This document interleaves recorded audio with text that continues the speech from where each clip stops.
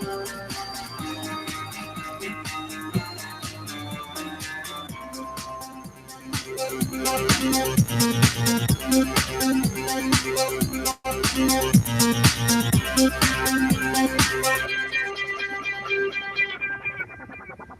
everyone, and peace of Christ to all of you. Today, our topic about things you do not know about Prophet Muhammad. Now, there's a lot of things you do not know about Prophet Muhammad. Obviously, I mean, a lot of things, and all of them they are amazing.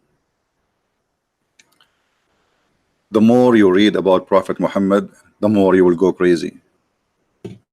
The Prophet was the most wise man. The Prophet was the most decent man. The Prophet was the most wonderful man. The Prophet was the most beautiful husband. The Prophet was the best of mankind. The Prophet was the best prophet. The Prophet was the final prophet. The Prophet said, trust Allah, but tie your camel.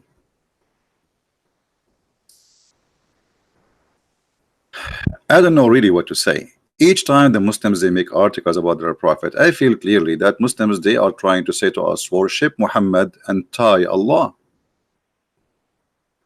Why they are praising too much Muhammad? If Muhammad is one of 124,000 prophet Allah he sent, why Allah himself he praised Muhammad and he forget about the rest of the prophet? Why Muhammad is the favorite to Allah? Why Allah did not send only one prophet, his name is Muhammad, and that's it? Why Allah did not keep Muhammad alive so we can keep listening and learning from his wisdom?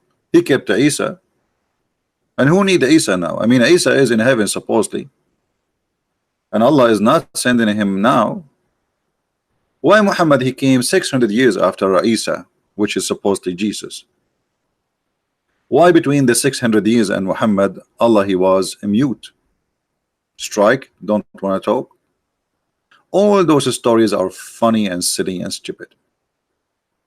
10 things you should know about the Prophet Muhammad. Some articles they have 50 things you need to know. Some depend on the writer how long he want to make it, how shorter he want to make it. But all of them they lead us to one thing, that Muslims they tie Allah and they trust Muhammad. And how we can prove that? If we show the Muslims something written in the Quran and something said by Muhammad, which one they follow? They follow Muhammad. Why? Because Muslim they tie Allah and they trust Muhammad. In other way, Allah is the same as the camel for Muhammad, and today we can prove it very easy. But as long we are talking about a hadith mentioned by Muhammad supposedly that he said trust Allah and tie your camel, I mean I can accept this. That's okay. Well, you trust God, but you don't let things go. Don't be a fool, right? Okay. So when Muhammad Allah he sent him what is equal to a camel, but he can fly and go to the 7th heaven. His name is Al-Buraq. Allah sent him from the 7th heaven. Allah he sent this animal from the 7th heaven. So Muhammad what did tie him for what purpose? Muhammad he did tie this animal. How you tie him? Allah sent him from the 7th heaven. He did not even lose his way. This animal Al-Buraq was sent from the journey where it's coming from the galaxies, beyond the galaxies, coming to the house of Muhammad. And then this Al-Buraq, when he arrived to Muhammad, Muhammad he tied him up. Is that because you don't trust Allah? Well, Allah is the one who sent it to you. This is not a normal camel you found him in the desert, or normal donkey or a mule or a horse. This is an animal sent by Allah. You tie him for what purpose?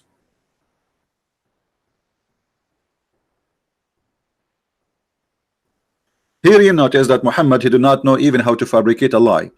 He is so silly and so stupid to the point even his lie is not even good for kids.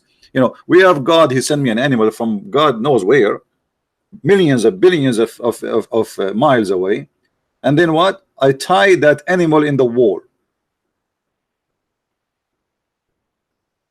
and that as long this animal is so powerful to the point he can go out of the zone of the earth. Remember, you see, imagine you tie a spaceship to a nail in the wall. Are you guys getting my point? Imagine we have a spaceship and we decided to tie the spaceship to the wall by a nail.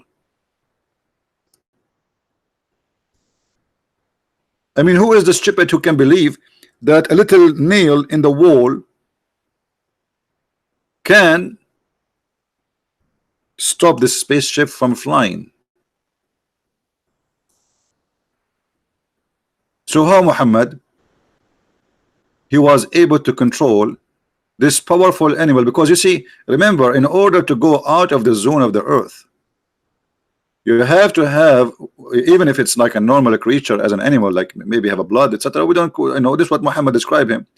But that animal have to have an extreme power to go out of the zone of the earth. Otherwise, he cannot get out. It's not only a power of a normal muscle, muscles, it have to be something really powerful.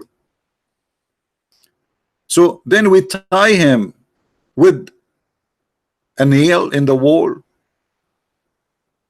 and that nail supposedly will stop this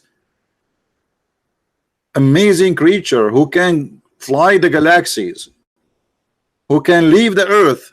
He can get inside the earth, inside the zone of the earth, which the atmosphere, without burning.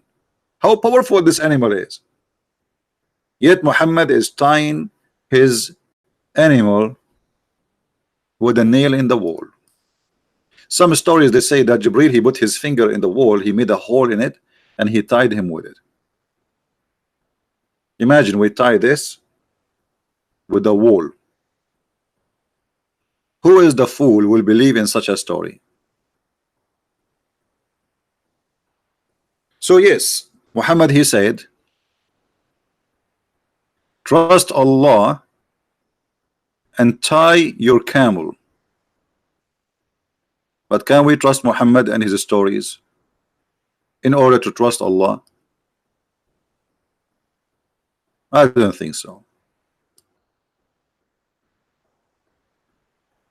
The articles the Muslims always they make for us, it's not even good for somebody is the first grade school.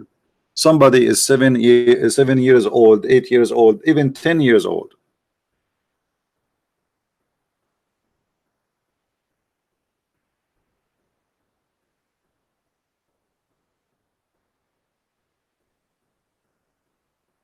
Have you seen video posted by Sani who? This guy just you know, this guy, he need to make 1,000 video about my video in order to fix what happened to him. This is what happened to Muslims. They challenge me once, then we spank them, and then they have to make 1,000 video to respond to my video. Let him try. We got him busted already. Too late. So look at this stupidity. Trust Allah, but tie your camel. All right. I'm going to tie Allah today. I'm going to tie Allah and release Muhammad. This is the Muhammad they try to present for us in their articles. Prophet Muhammad, peace be upon him. And I didn't see that peace be upon him anywhere. But I mean, Muslims, they, you know, 20 interesting facts about Prophet Muhammad. Prophet, he's a camel boy. Does that make him special because a camel boy? I mean, even this one is a fact. Okay. His wife proposed him for marriage. Okay, I don't want to talk about this. You want me to talk about this? Even the marriage of Muhammad was a fraud.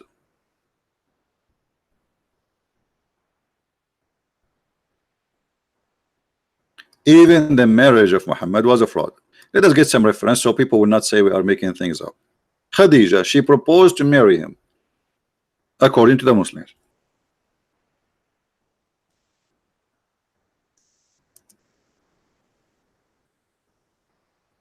What people do not know,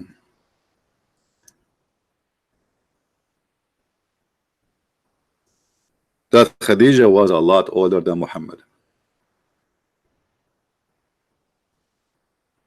And Muhammad was from a bad family with bad reputation. So in order for Khadija, the old woman who was trying to get a younger man, a lot younger, she could not convince her family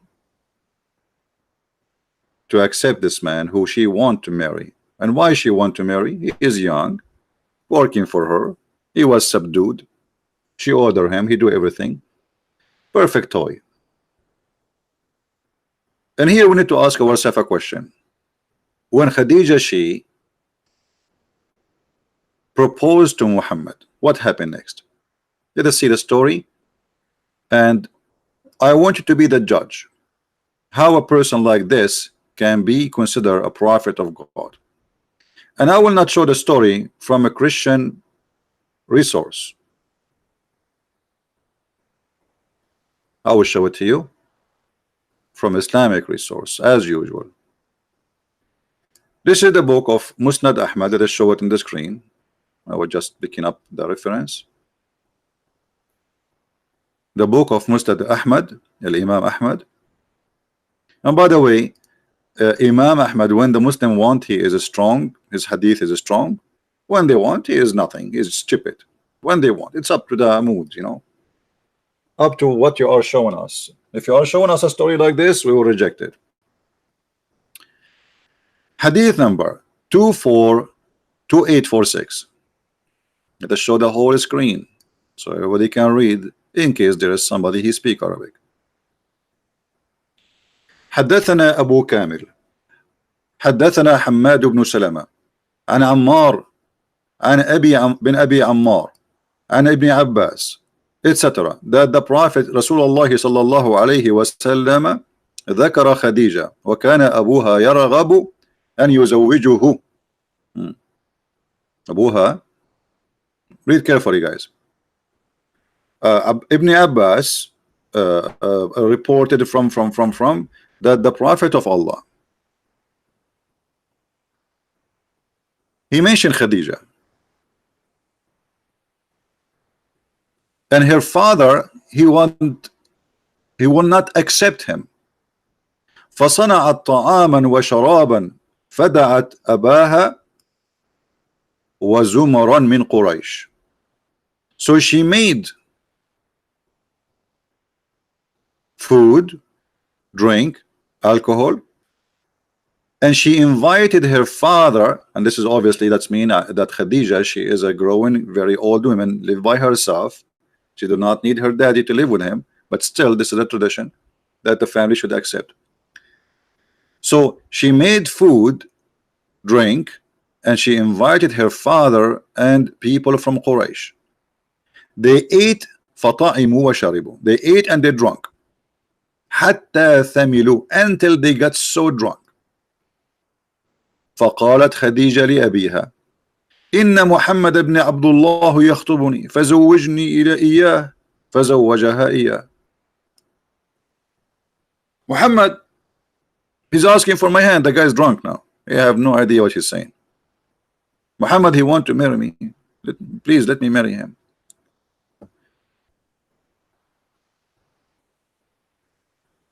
So she took off her clothes, and this is the tradition. Like if there is a wedding, you know, they dress the best of their clothes. So she changed his clothes, and she made him wear the most expensive clothes, which always wear only for special occasions, as all father do, like when there's a wedding. And when he woke up from his alcohol, being drunk, he looked around and he says, why am I wearing this? فنظر وهو مخلق وعليه حلة. He found himself dressing very well, and he have the expensive clothes on him. So he said, what is this? What is that?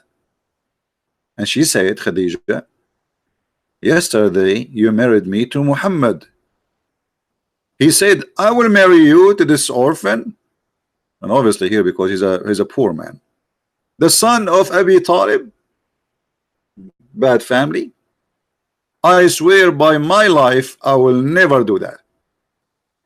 Khadija, she said, aren't you ashamed? Do you want people to laugh at you? Do you want us to tell the people that you were drunk yesterday? So she's blackmailing him, you know, she did the blackmail to her father. And this is one of many stories about Khadija and Muhammad. Different story says that the same. They prepare drink and etc. etc. But the guy did not even agree for anything. He woke up in the morning. She told him, she lied to him. She said, well, you married me yesterday to Muhammad. The marriage of Muhammad is nothing but a fraud based on alcohol. What make Khadija and Muhammad became wife and husband? As you see, alcohol. Let us use Google translation, so Muslim will not say, oh, this is not the correct, you know. Google translation, whatever it is, we will accept it. Take your time and read it and see for yourself.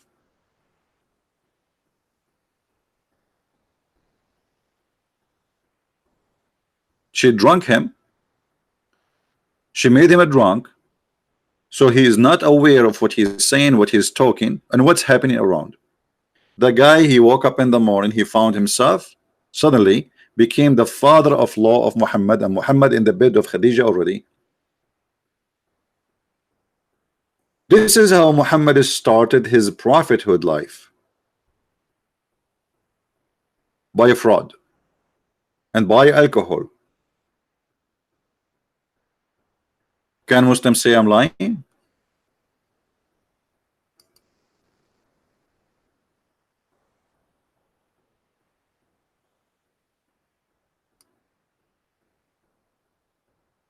Any Muslim?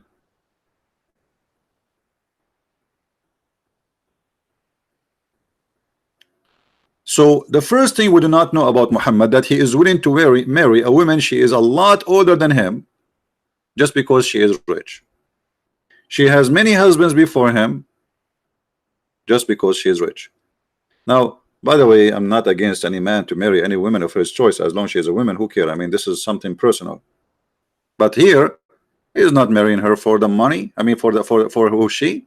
He is marrying her for the money. How we can prove that? You see, if we go and check what Muhammad said, teaching wisdom to Muslims, what is the best to marry? What is the favorite style of marriage for Muhammad? Muhammad, he liked children's.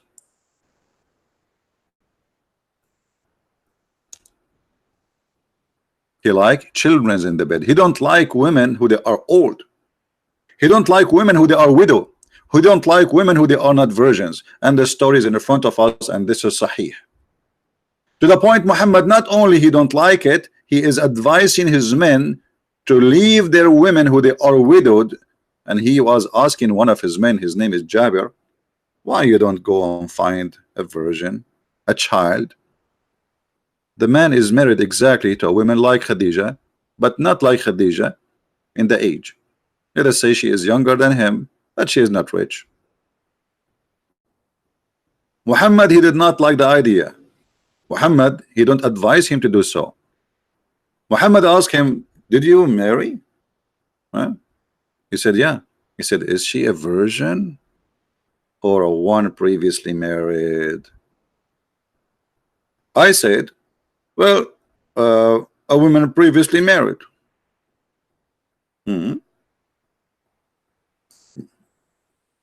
What a prophet of God should say to a man like this, who married a woman and he's happy with her? What the advice should be? Good for you, right? I wish you good luck. Muhammad, he don't concede with such a marriage. This is a very bad idea to get a woman she is previously married for Muhammad. So look what he said. He asked him, a virgin or a one previously married? Here you will see how savage Muhammad is. Imagine I meet a friend and he said to me, I got married. So I said to him, is her vagina was used or never used? Because this is what it means. What is your business? You are asking about virginity. Correct? This is what he's asking. He's asking about the status of her private part. What is the business of a prophet of God to ask such a question? The man is married, he is doing nothing wrong, this is his wife, and this is none of the business of anyone. What kind of a question this question is? What's his business? I said, Messenger of Allah, with one who was previously married. Muhammad here is unhappy. Whereupon he said, why? Why? Look, why, you idiot? Why you don't marry a young girl, huh? Why? And now Muhammad giving the real reason behind this wisdom, so that you could sport with her and she could sport with you. What the heck? So how Muhammad marry Khadija, the woman who is a lot older? She cannot sport with him. He cannot sport with her,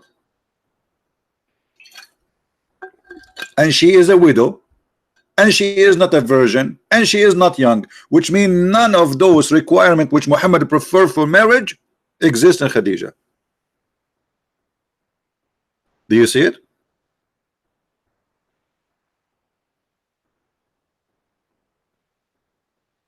Do you see it, guys? Yeah, play with her, you know, she play with it. You see, here you see that the man, he have a mental issue. I mean, he is asking the guy to go and get a child, and what is the fun? That's fun. The children are fun, you know, you play with them. So for Muhammad, having sex with a child is fun, is not a child abuse, is not a rape, is not being perverted. He has given you even the logic for it, like why you should do that, because simply you can play with her. So why Muhammad he marry Khadija? As long this is not, you know, when I advise my men to do this, that's mean this is what I like. I'm speaking from my desire, what I think is best. So Muhammad here proving to us that what he think best to marry is a child. They are fun, not a widow, not a previously married, not a divorce, not have to be virgin and young and so young. So the purpose is to play with her.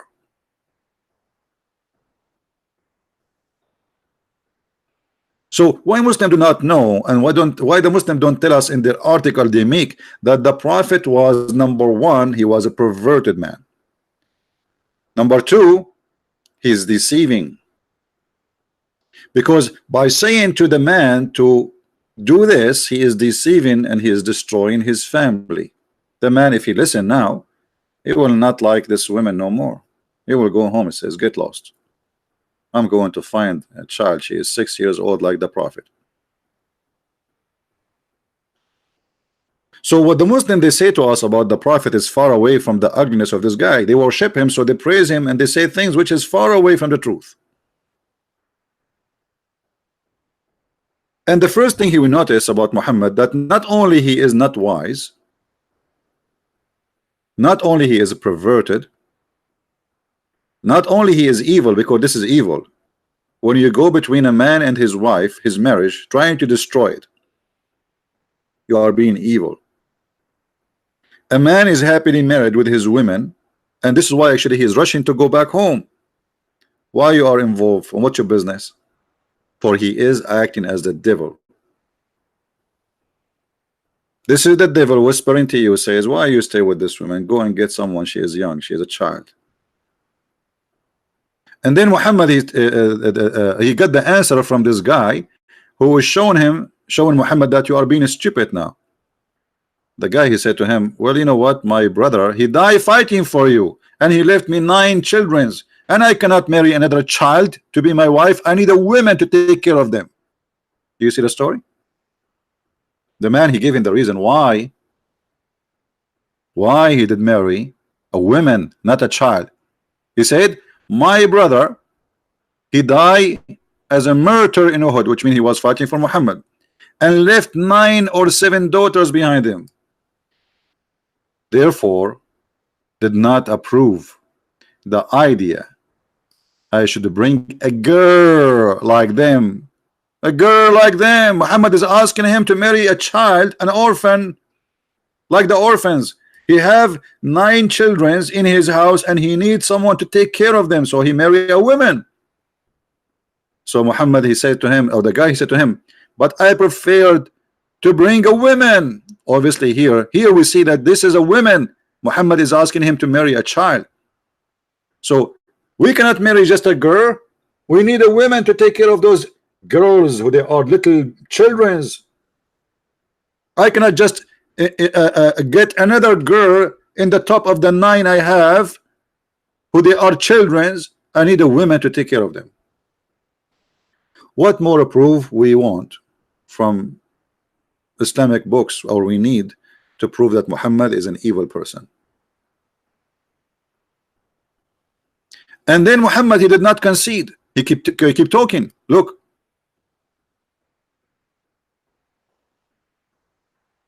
but I preferred to bring a woman who should look after them and teach them good manner. Whereupon Allah Messenger said, may Allah bless you, or he supplicate for good to be preferred, conferred to for me. The man, he want a woman to teach him good manner. Muhammad, he want a child to play with the man. How that can be a prophet of God? Another lie about Islam and about Muhammad. Do you know that the prophet was the final prophet? First of all, shouldn't you have to prove to us that he was a prophet anyway, to be the final prophet? He is the final prophet. Okay, Muhammad prophesy. Muhammad, he prophesy how the baby is made.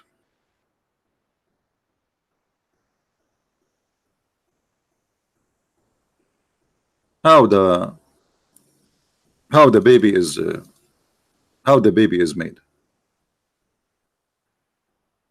This is the prophet, the final prophet, the last prophet,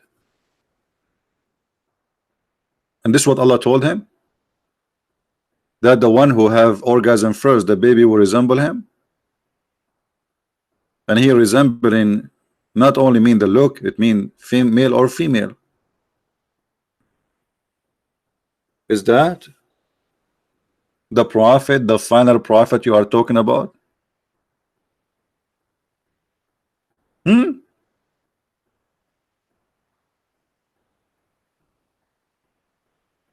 This is the prophet. So he is the final prophet, but he says stupid things. Just to show you the intelligence of a prophet of Allah. I will look for something normal so you don't die laughing.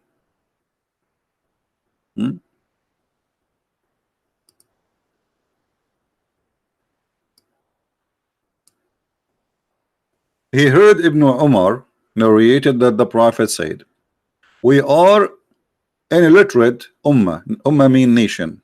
This is how funny the Muslim translation. We do not use computation, and the math is like this and this and this. We don't calculate. We do not know how to calculate. And for us, the math is like I use fingers. They use fingers to calculate the math. This is the math too. This is etc. So Allah, he chose an idiot of the village between the other idiot, so he can teach the mankind how to be idiots. I mean, obviously this is a perfect choice.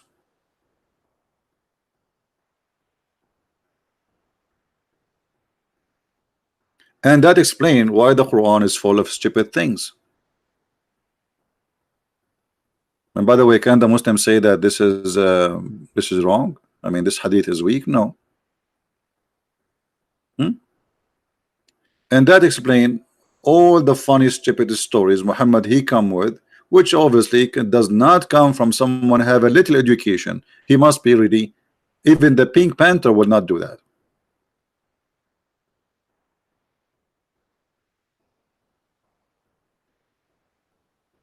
Muhammad was so smart to the point he did this.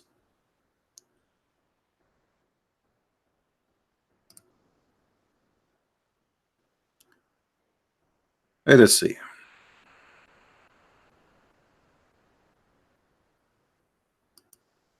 There is a hadith.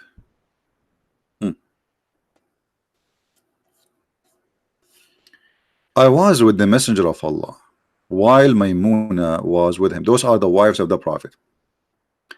Then Ibn Kalthum, or Maktoum, sorry, came. Ibn Maktoum is a blind man. He is a blind man. This has happened when we were ordered to observe the veil. The Prophet said, observe the veil. Observe the veil from him. We asked, oh, Messenger of Allah, but isn't he blind? Unbelievable. Genius. I mean, this is really a genius. He's asking his wives to cover themselves because a blind man coming home.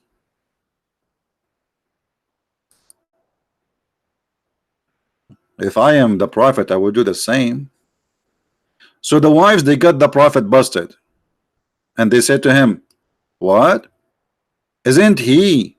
Is he not blind? He cannot neither see us nor recognize us. Look what the Prophet said. Now the Prophet, he got busted. He looked like a fool, but he will not concede with this. So he have to give an argument, you know, to show them I'm not stupid. He said, are you both blind too? What? Do you not see him? What? Muslim women are not allowed to see anyone based on this. Muslim women are not allowed to say a human being he is a male, even if he is a blind, based on this.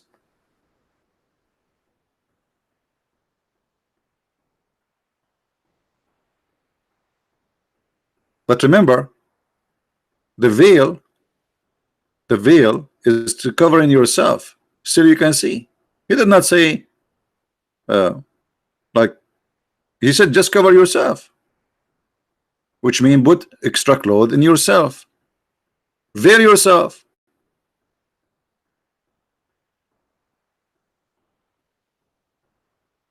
But that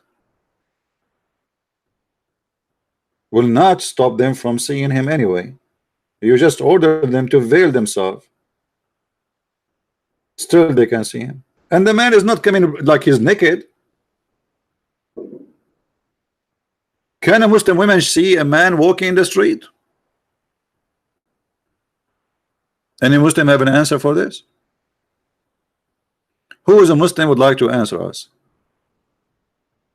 Can a man be seen by a woman in the street?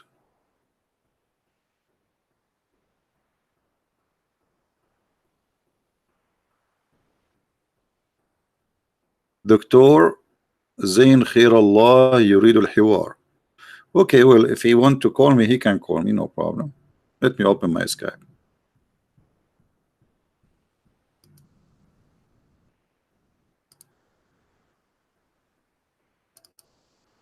Here we go. We're Skype. We are getting in, and if he would like to call us, feel free.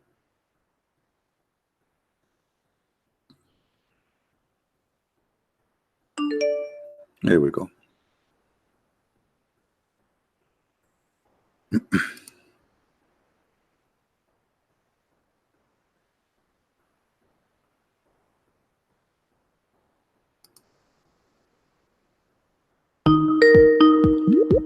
Okay, looks like we have a caller. Hello? Hello? Hello? Yes. Please, I have a question. I'm not that guy for you waiting. Okay. Just 2 minutes, okay? I'm not a Muslim anymore, but I live in the Western countries, and tomorrow I will meet with some Muslim people and Christian people, and we will discuss topics. And if they, also I listening to your program since 7 months, and if they say anything bad or stupid or lie, I will refute That's what the Muslims say. So I want to ask you whether you can say, show me your references, your home pages which you use, so I can show them. What do you mean home pages? For example, Sunnah.com you use for hadith, and which home pages do you use to show tafsir or translations? There's tons of but tafsir, not all of them have it in English. Like there's many. The admins, they can post for you some website we use usually. This is Muslim website, not ours. There's tafsir.com. Yeah, I know. Yeah, so can you show just the homepage which you use the most times for tafsir? I see you use altafsir.com, and for at tafsir.com, sometime Ibn Kathir, depend. Depend which one is available in English, because English still now we have a very little number of books which is already in English. So, and Ibn Kathir, can you explain me where I can find him? But Ibn Kathir, okay, I will give you the link. But Ibn Kathir in English have nothing to do with Ibn Kathir in Arabic. They cut more than 80%, more than 80% of the real Ibn Kathir disappear. Okay, so you cannot read, you cannot depend on Ibn Kathir. Actually, I now try to open their link and it's not working, but I will post it in the link in the chat so you can have it anyway. Maybe later they have a maintenance. This is the usually I use, and that's the homepage which I can use then. This is Ibn Kathir, but now it's not working. It says service is not available, error, etc. Yeah. Okay, and which homepage do you use the most time? Also, when I don't really care. You see, for me, it's not about. For me, sometimes I need the English, so people will not say I'm making things up. So if we can't find something in English, But you always use searchtruth.com for translation, right? No, now I'm using actually the one is called Quran Wow. Quran Wow. Can you give me the link too? Then no it's problem. all what I want to ask you. No problem.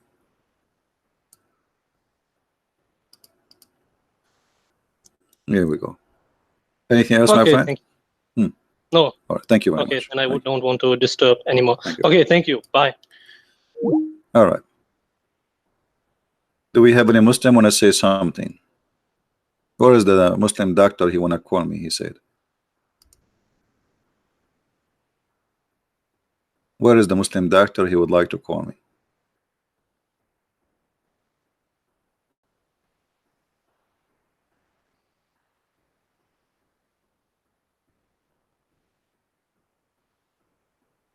I don't see him. Anyway, actually, I thought this guy is him. Yeah, I don't know, a Muslim doctor, supposedly. So, when the Muslim, they speak about things,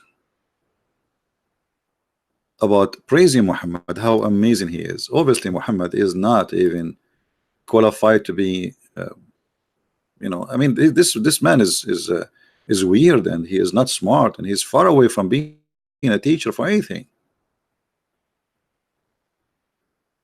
How you order your wife to veil themselves, but the guy is blind?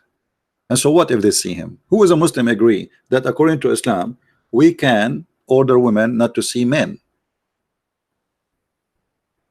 If this is the case, that's mean more women, they cannot walk in the street because there's men in the street.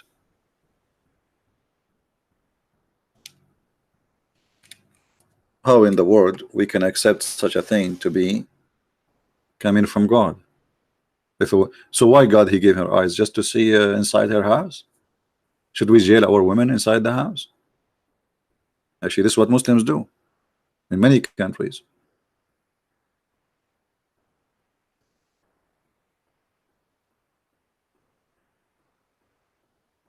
Any Muslim? Then the Muslim, they come with other lie saying that Muhammad, okay, Muhammad is illiterate. Okay, you showed us that Muhammad even cannot count. Okay,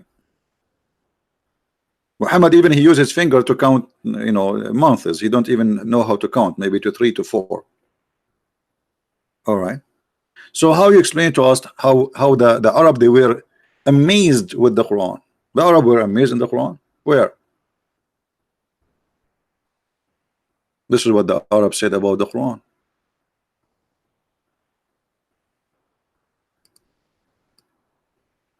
the chapter of Al-Anbiya, verse number 21. Each time Muhammad he come to them to speak about their Quran, his ideas of God, the revelation which he received from Allah, what they say to him?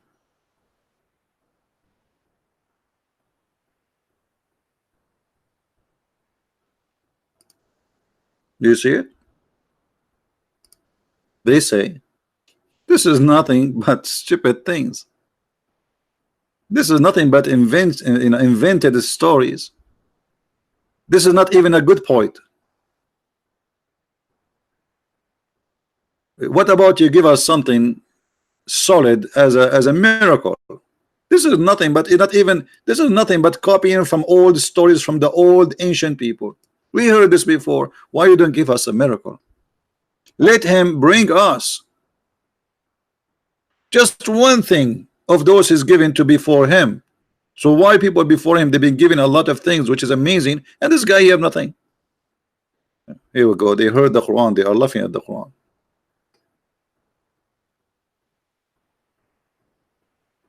And then Muhammad he started threatening. Not a township believed in those which we destroyed before them. What does this have to do with that? They are asking you, okay, we will believe in you, but stop saying stupid things and give us a miracle.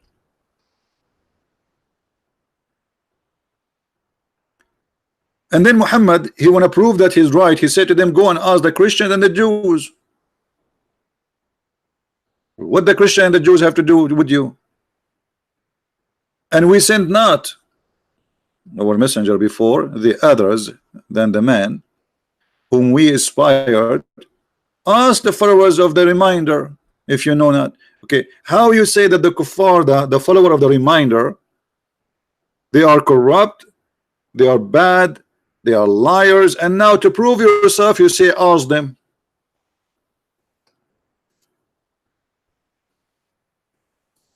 That alone is stupid.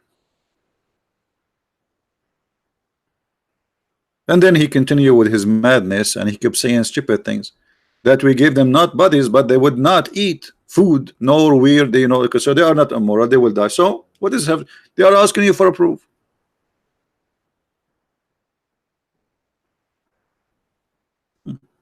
He start threatening God will do this to you and God will do this to you. Oh, what they are asking you? Give us a proof. And then because he mixed things up, suddenly he speak about himself having a partner, a woman to have sex with her. If we had wished to find a pastime, in Arabic is the word lahu. Lahu is a female for sex, for fun. We could have found it with ourselves, not our presence. Okay, what does this have to do with the topic? We created not the heaven and the earth to play. No, you did. Isn't the Quran says, we created not a human being and genie except to worship me. It's just for your fun. So if you read those verses, you will see that this verse have nothing to do with this verse, have nothing to do with this verse, have nothing to do with this verse.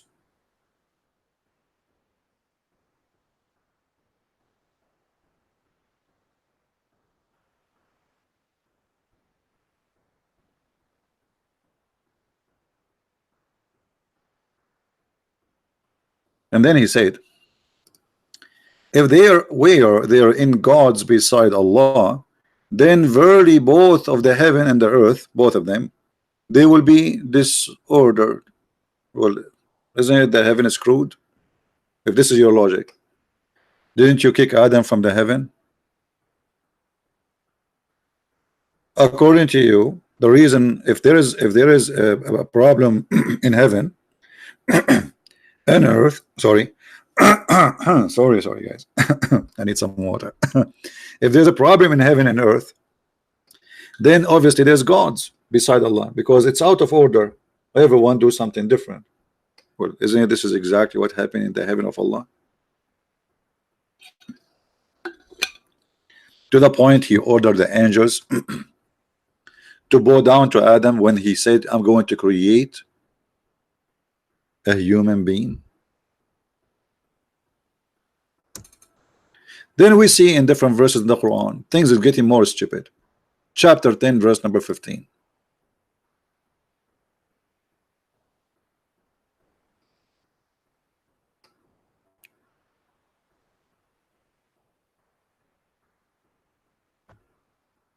If you read the story here, you will see that how Muhammad is confused and how much he is collecting stories from people before him.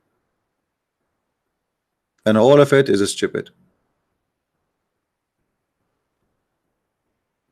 Alif Lam Ra. Muslims here translation saying those are verses of the wise scripture. What does that mean? By the way, this is not in the Quran. This is in the Quran. Alif Lam Ra. Muslims do not know what is that. Everyone he guess. Why? Because Muhammad was copying from a book written by Waraq ibn Nawfal, who was translating, making a headline from the Aramaic people. And then you will find that each time Muhammad he speak to people, they say this is not but sorcery. This guy is obviously he's possessed. This is what the Arabs see or saw on the Quran. And then Muhammad he proved to them that his God is a true God. He says Allah he created the earth in 6 days. And then he established himself upon the throne.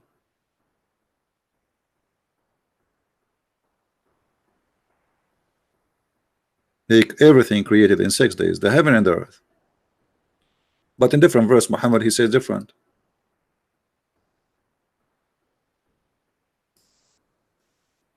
Proving to us that Muhammad is not only non-consistent in his statement, he is stupid. Allah created the earth and the heaven in 2 days.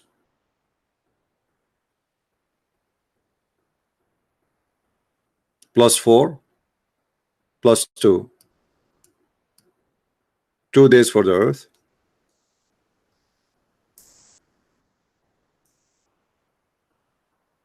Do we have any Muslim want to say anything? How this can be from God?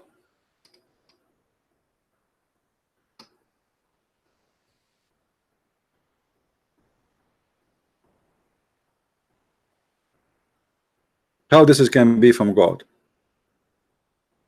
Allah has created every animal of water. Every animal created of water. By the way, it doesn't say what they claim.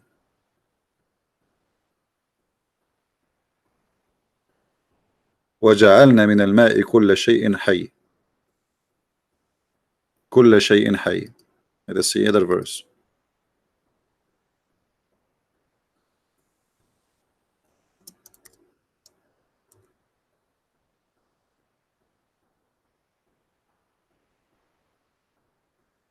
Always you have to be careful with Muslims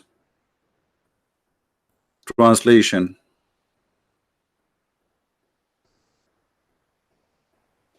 Don't they see who disbelieve? Don't they see that the heaven and the earth was one piece and then we part in them?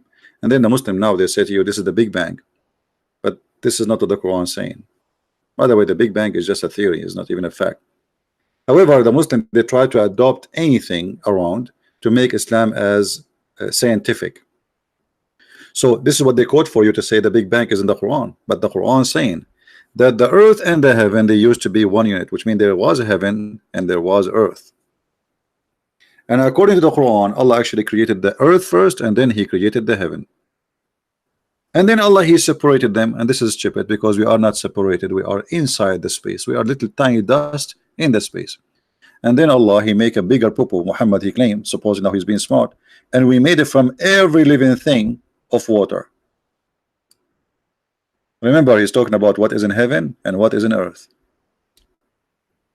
But this is total contradiction to the Quran itself, because Muhammad he says that the genie are made from fire and the angels are made from light. So how they are made from light and that one made them from fire, and then we made it from water, every living thing? A total stupidity.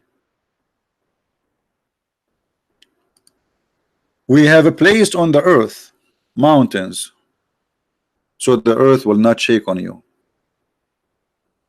The earth is like a flying carpet, and the earth sometimes shake. So the Muslims, the Quran, claim that Allah, He placed the mountains in the top. And by the way, this is a Muslim translation, which is not right. If you change the translation or translator, sorry, right away you will see the meaning switch upside down. You cannot really trust any Islamic translation for anything. And we have placed, you see how we just changed the translator. Look how there's a difference between the first one and the second one. We have placed on earth firm mountains. So there was earth, and then Allah, He placed mountains on the earth. Who in the world want to believe in such a garbage? That's mean mountains was created, and after it's created, Allah, He placed it on the earth. And why? So the earth will not shake on you. The Muslim will say to you, oh, scientists, they found that mountains, they help to balance the earth. This is not about balance. The mountains actually happened by a natural movement of the ground. The pressure of the ground is where the mountains created, which means it's not placed in the top of the ground. It is from the ground, from deep inside the ground. This is why if you look at the mountains, you will see layers of colors. Each color present a color under the ground. So those all was down in the ground, and then the ground is pushing this sand and rocks and etc., and then they appear in the top, revealing what was under the ground one day. And this is why mountains like Himalaya, as an example, they grow, they don't shrink.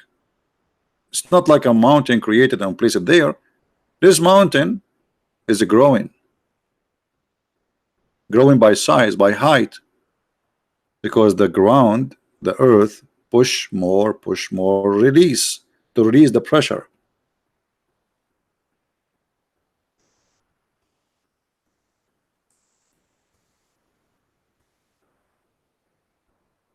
Let us see.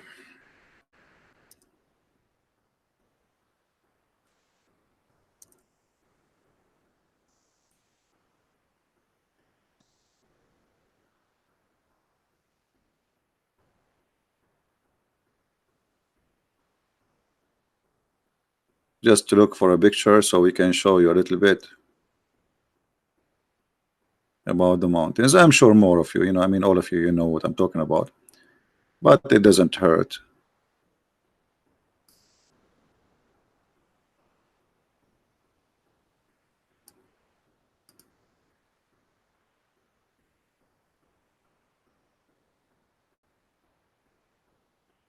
I'm just trying to find a clear picture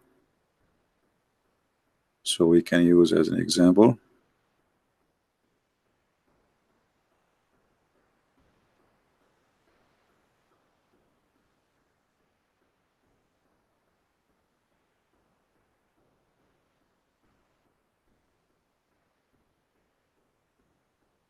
You see too many pictures, and you let us see which one.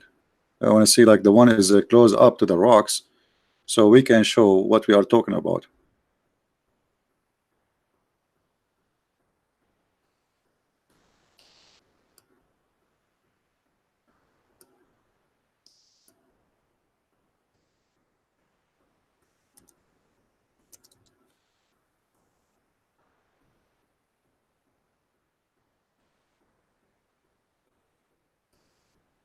Maybe this one will do.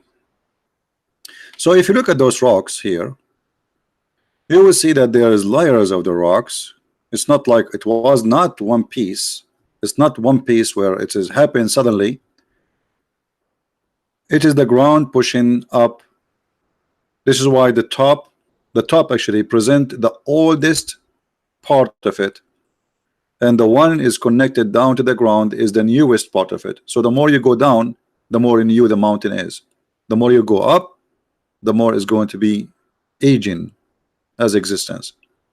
So according to the Quran, Muhammad, he tried to explain how the mountains are exist. Allah, he placed them in the top of the earth, because the old legions believe that mountains are exist because God, he made the earth flat like a carpet, and if you don't put mountains in it, the carpet will fly. It's like going to the park and putting rocks here and there in the end of the sheet. You want to sit in the floor with your family. So if we don't have those rocks, the wind will push this sheet and is going to fly. So what we notice about Muhammad, that he claimed to have knowledge, but he is an idiot.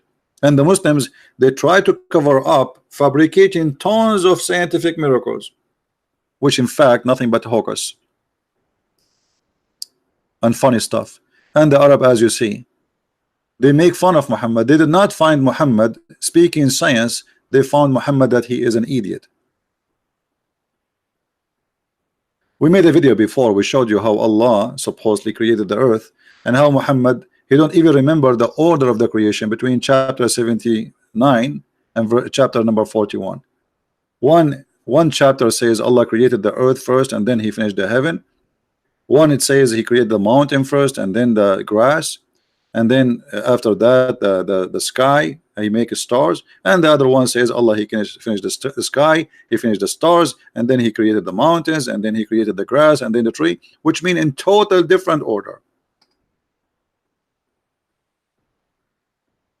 So what do you not know about Muhammad? That Muhammad is always under the influence of legions and lies he heard from people around him at that time, because people, they were naive. Like what? As an example, the story of Solomon.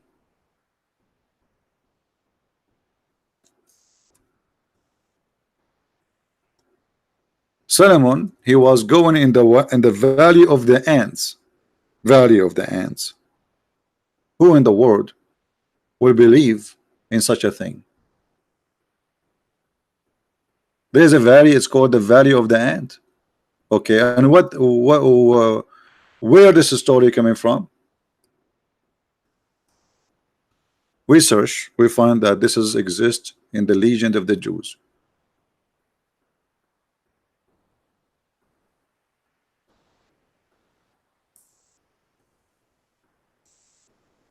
There's a chapter in the Quran, actually, it's called chapter of the ants.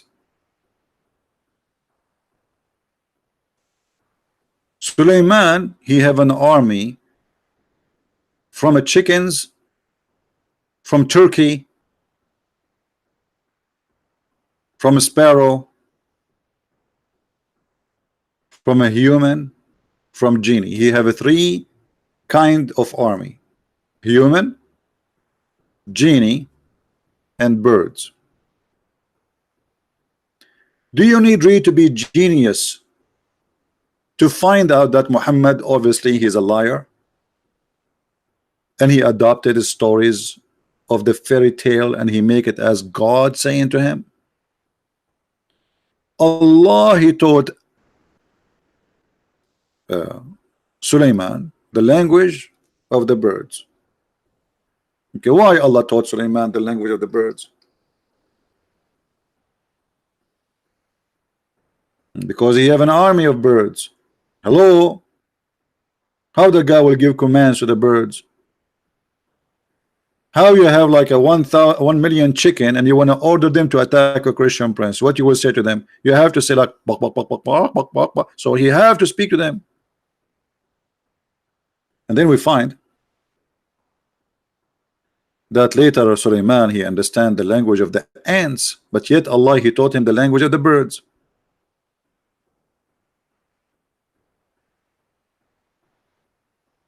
Somebody asking question: I had an argument with a Coptic. Suppose preaching against Islam is not Christian, so do nothing.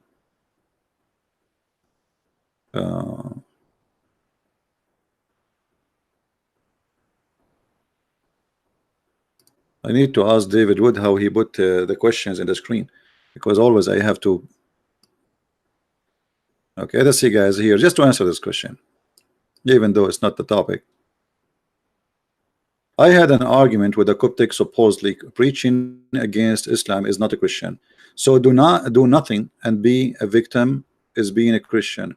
How do you empower Christians to do more? This is needed, needs to own its own vid. My friend, anyone he have his own idea, no problem. He think this is not a Christian. We'll ask him, isn't it Jesus says to the Jews? He said to the Jews, and those are Jews, they are believers in the true God, the son of vipers. Didn't he debate with the Jews?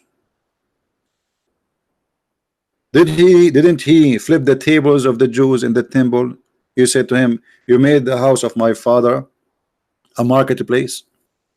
So those who say things like this, they are false Christians. They have nothing to do with Christianity.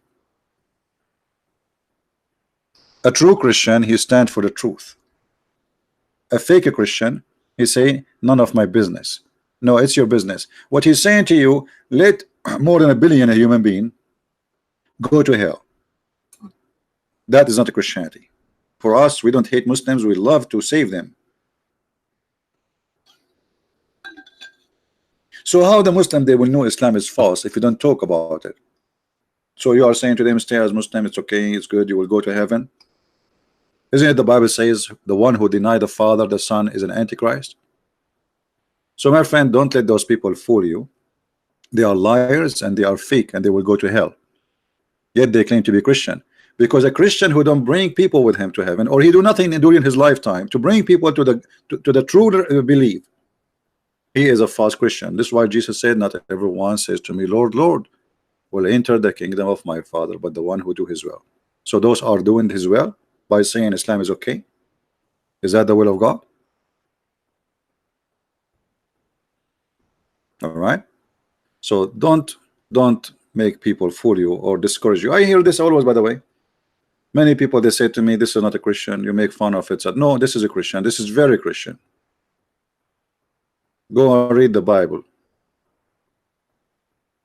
They are liars. And the devil always, he try to like he encourage you to do the wrong and he discourage you from doing the right. If I post right now a video in YouTube about women doing belly dancing, nobody will flag my video, right? Post a video about women shaking her ass in the front of the camera, everybody will give you a like. Nobody ever will flag your video. We make a video, we can't even keep it in the screen for 2 hours.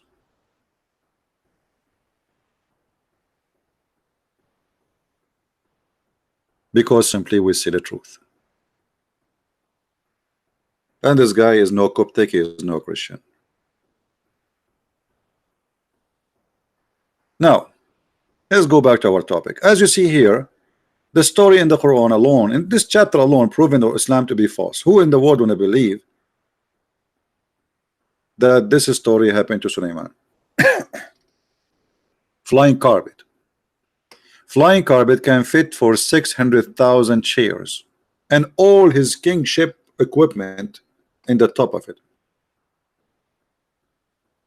Sulaiman, he reached the value of the ants. This is a wise prophet, he is teaching this. If Muhammad have little tiny wisdom, he will never accept to add this to his Quran. And here, remember, the Muslim, they say that this is not Muhammad talking, this is Allah, which means Allah himself is an idiot if Allah is exist. Who wanna believe in this garbage? Who is a Muslim here believe that Sulaiman, he went to the valley of the ants and then he heard an ant saying to the other ants, hide, otherwise Sulaiman will crush you? Who believe in this?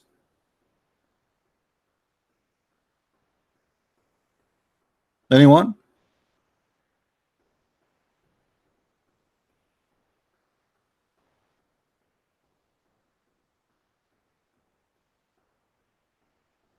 Who is a Muslim in the chat? He would like to say, I believe in this.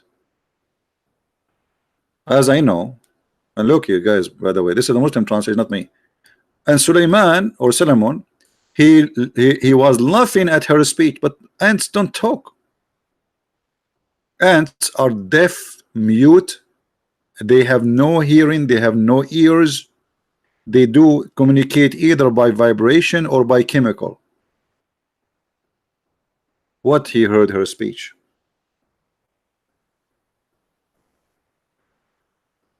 And what make it more hilarious, that there's a billion ant, only he heard one.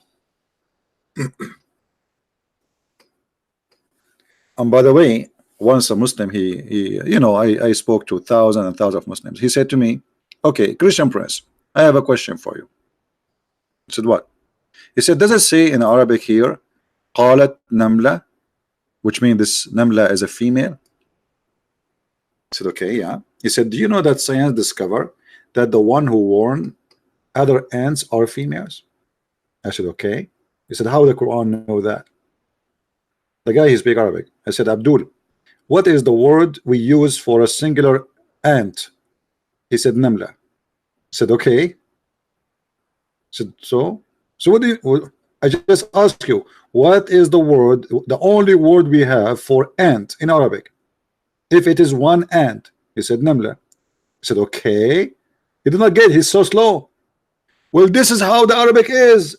We call it Namla. It doesn't matter if it's a male or female. In Arabic, we don't have male and female Namla. Nobody look at their balls. Or what we knew, it's an insect. We call it Namla.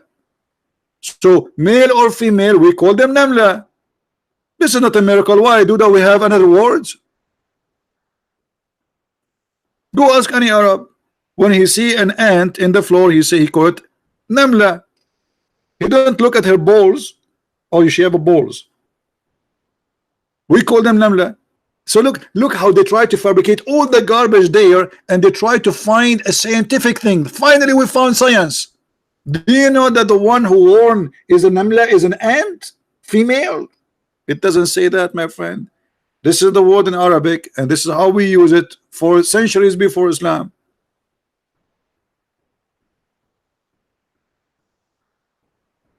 And then, what is driving me crazy, how this ant knew the name of Suleiman? Because guys, look at the speech of the ant. Did you notice the speech of the ant? The ant, she said, enter your dwelling lest Solomon. Okay, I got it. An ant is warning the other ant to hide. How she knew his name is Solomon? I will give you three options. Solomon, he have a tag in Arabic.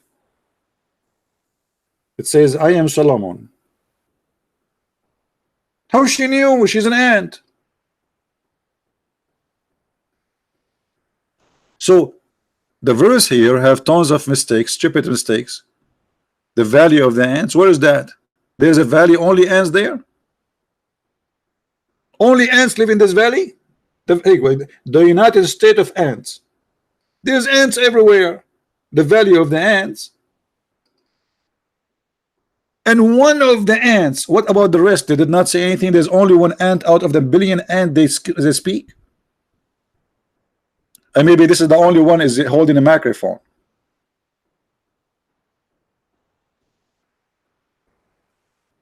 And as long as Suleiman, he can hear the sound of an ant, which is a mute, I feel sorry for Suleiman, because how many sound he hear for all the insect around him? If they are making noise, this guy, his ears must be really crazy. And then the story continue. Not only an ant talking, and not only he is laughing at her speech, which is very stupid. Then Suleiman, he checked his army of the birds, and he saw among the birds, and he said, how is that? How is that I don't see the hoopoe? Is he among the absent? The king who is checking his chickens and his birds. Have you ever heard of a king? Even Harry Potter did not come with this story.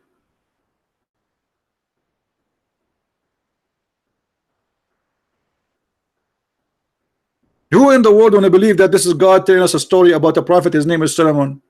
This is a story. You can go right now, search for in Google a book. It's called The Legend of the Jews. By the way, it's for free because it's more than 100-year-old. The Legend of the Jews. You will find the stories there. The fool Muhammad, he copied legends of the Jews. He says he claimed that Allah told him those stories. Remember, Muhammad, he lived between the Jews. And if I don't find an excuse from this bird, I'm going to make him barbecue. Have you ever heard of a king? He want to barbecue a bird if you don't give me an excuse. So now the bird, he come in front of the king. Hey, king, please don't barbecue me. I was looking for you for a woman. This is why the bird was absent. He was looking around, and now he found a woman who have no hair in her legs, which is very unique. We are Middle Eastern, we are very hairy. And then after he told him about her and where she is located, Suleiman, he ordered his flying carpet, and bingo.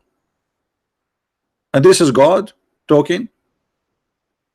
And here you will see that Suleiman is discussing how we can get this woman. One of the genie, his name is Afrit. Afrit, by the way, he's a genie. Let me see if I can find you how Afrit look like for Muslims, how they imagine him. Give me a second. Let me.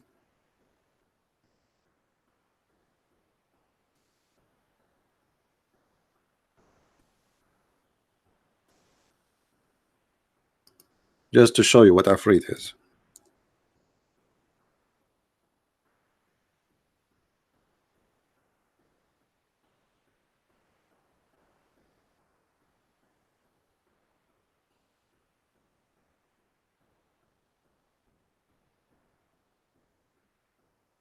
I'm trying to find the picture.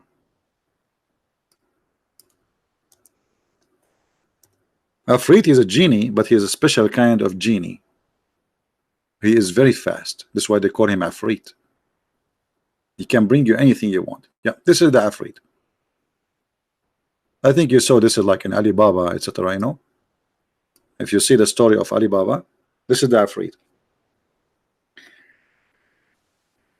Afrit who come from inside the container or whatever. So one of the Afrit, he said to Suleiman, bingo, let me bring her to you before even you blink your eye. The Afrit says that. Yes, the Afrit, he says that. The Afrit. A very fast Afrit. Genie, he said, I will bring it to thee before you even blink your eye or even move your ass from your chair. I am very strong and I am very trusty for such a work. Who want to believe in this garbage? Suleiman sitting in his chair. He have a bird speaking to him. Afrits and genies are around. Human ministers, bird ministers, and now they are discussing how they can get this woman. So when you tell me about 10 things about your prophet, tell us that he is a crazy man to believe in those stories.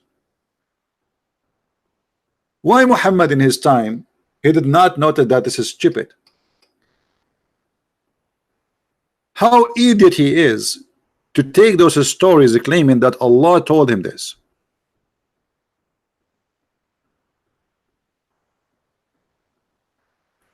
And by the way, here there is something mystery. I changed the Muslim to tell me what is that. قال الذي عنده علم من الكتاب أنا آتيك به قبل أن يرتد إليك طرفك. Who is a Muslim? Tell me who is this guy. The one who have the knowledge of the book said, I bring him to you before you blink your eye. Who is that? Who is a Muslim? Tell us who is this.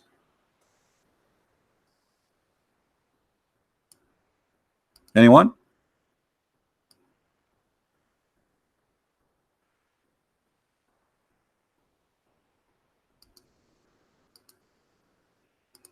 just to show you the madness of this cult. Who is this guy?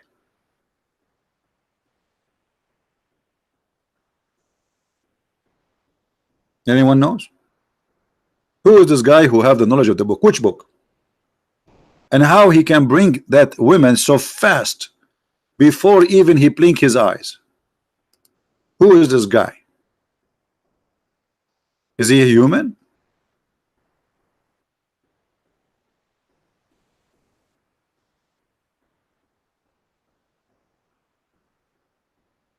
Hmm?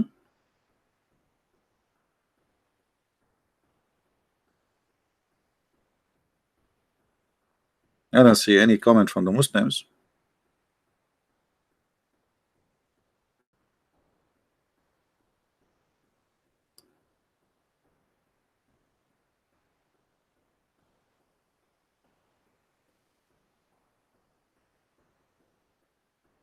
What happened? Who is a Muslim knows who is this guy who have the knowledge of the book?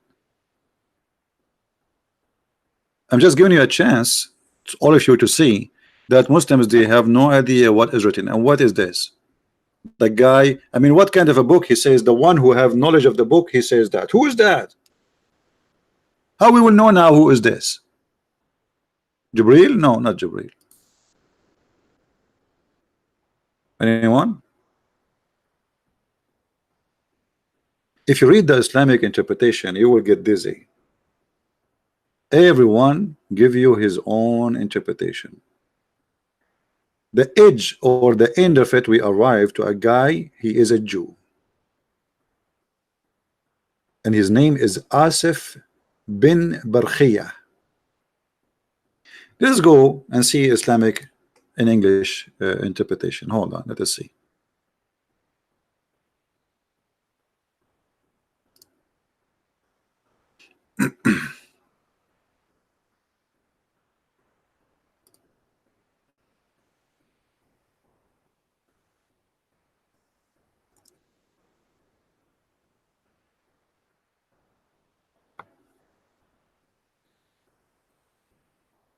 All right.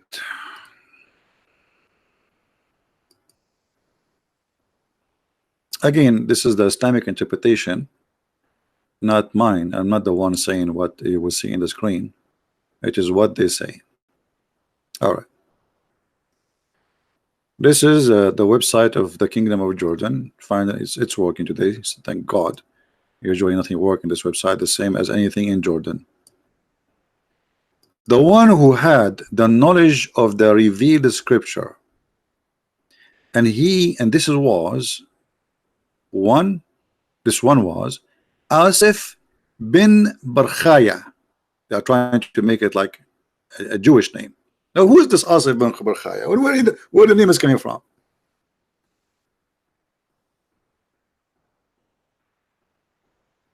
And as long as he is a person who have knowledge in the book, how he can bring the women before the guy he is even blink his eye? A righteous individual with the knowledge of God, the greatest God, the greatest name. He have, guys, this guy Barkhaya is the only one who know the true name of God. So what is Allah name then? What Allah mean? I mean, look how stupid even, I mean, you go crazy when you read Islamic books. The only one who knows the great name of Allah is this man. Sulaiman, he don't know it. Muhammad do not know it. Nobody know it. This man, he know it. Okay, what is the name? No problem. Which when he invoked in supplication for something, it is immediately granted. Look at this guy. And this is how he can bring this woman so fast. He can say Allah, Allah, Allah. So if Solomon he do that, it's not going to work. If Solomon he asked Allah to bring this woman, it's not going to work. If Muhammad he prayed to Allah to forgive people, nothing happened. But this guy Barkhaya, if he invoke Allah, bingo. And this is how he can bring the women in the blink of an eye. He said, I will bring it to you before your glance return to you after you look of something. Like look at something, turn your eyes, you will find her. And then the Afrit again, the genie. So he, the Afrit, said to him, look, look, look, look, look, look, look up toward the heaven, which he did, and when his gallants returned in front of him, he found Balqis' throne placed before him. Look at what happened. The guy, Suleiman, he looked up in the sky, he looked down again, he found the throne of Balqis in the front. This is the Queen of Sheba.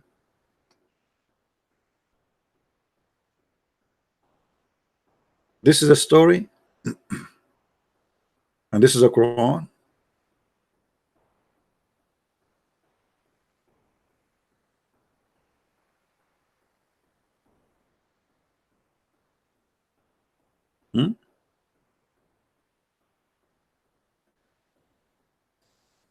How Muhammad he accept those stories and put them in the Quran. So what we learn from Muhammad, yesterday we made a video about women, how Muhammad look at women. He believed they are the devil. He believed they are stupid. He believed most of them they will go to hell. He believed women are not equal to man to be witness because they have half a brain. We should beat them. We should they are like property, etc. And today we learn that Muhammad obviously is an idiot to accept and adopt stories from people before him, and he rejoined those stories, making it as it is coming from his God. And by the way, that he exposed himself. Who in the world want to believe in this garbage? How I can believe in it?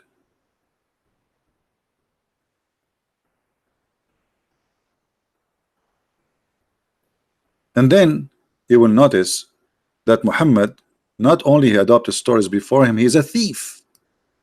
He claiming stories belong to him. As an example, the story of the 7 sleepers.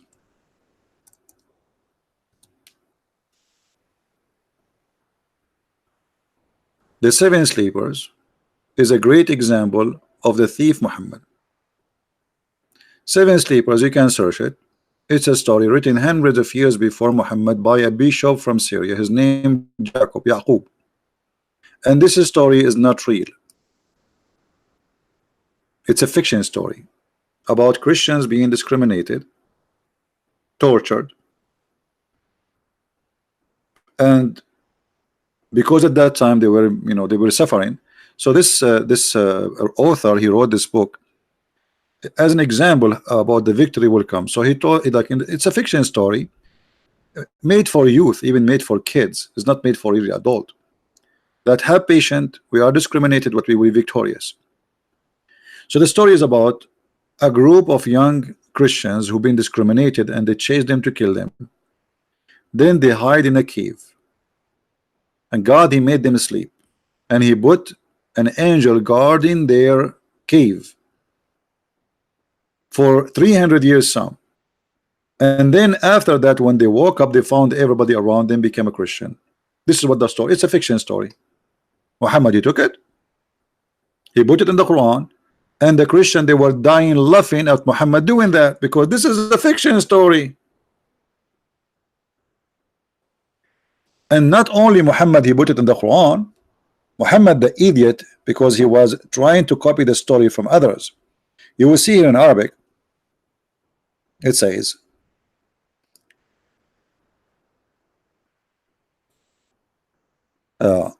that those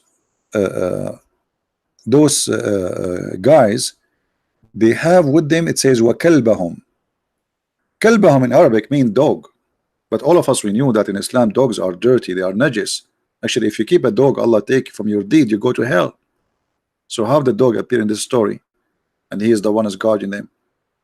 The fact is, in the Aramaic, it is kali'ahum, from the word kala'a, which means the one who, their provider, the protector. So the story in the Christian book is as a following. Those guys, they were hidden in a cave, and there is an angel who opened his arm, basitun zira'ihi. He opened his 2 arms. Have you ever heard of a dog he have 2 arms? Since when? And look at the Muslim translation to cover the stupidity. Look what they say here. And their dog is stretching out his paws. This doesn't say that. Change the translator. It says arms. Arms. Since when dogs have two arms? I like that. Dogs have two arms. You see the translation? False.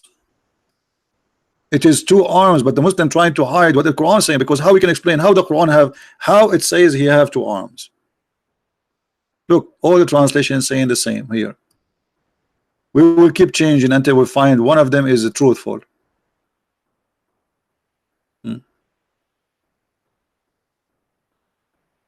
See, all of them, they are lying. If we take the word zira'i in Arabic and we post it in Google translation, we will find right away that the word arms, the word zira'i is arm.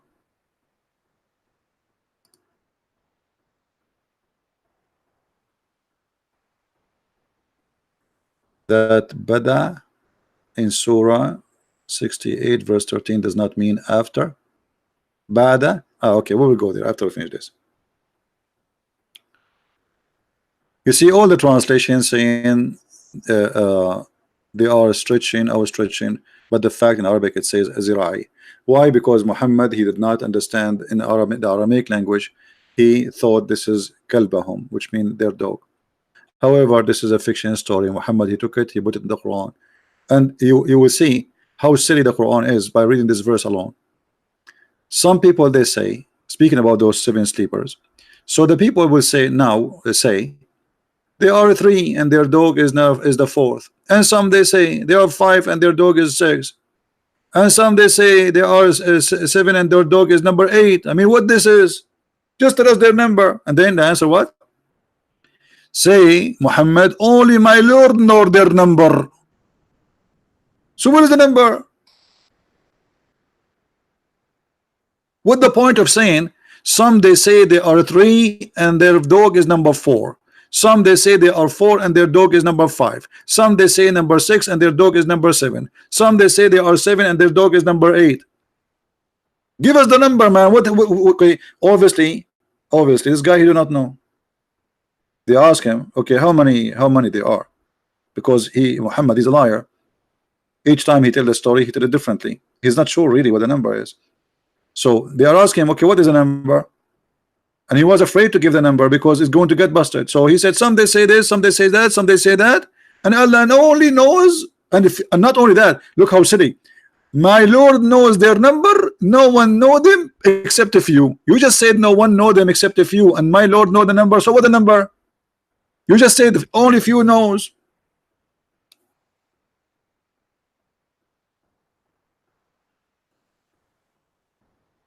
Do you see the stupidity? How this can be from God?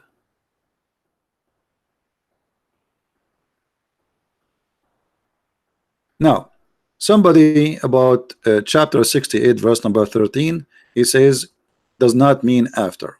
All right, let us go to the Quran, chapter 68.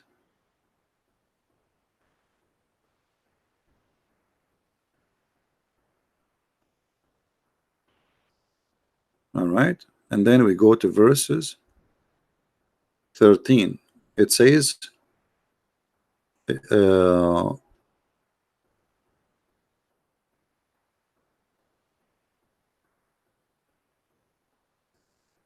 I don't know really what the question is here. Does not mean after, ba'da.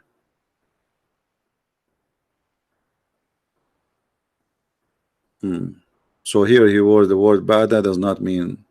Okay, well, change the translator. You will find right away that the word, I mean, this is silly. When a Muslim he says the word ba'da, okay, let us find different verse using the word ba'da.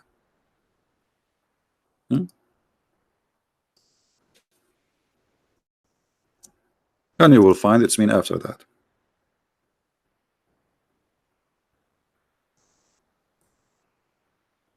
I mean, this is a basics Arabic. Who in the world when saying such a statement? The one who is saying that to you, he must be stupid. All right.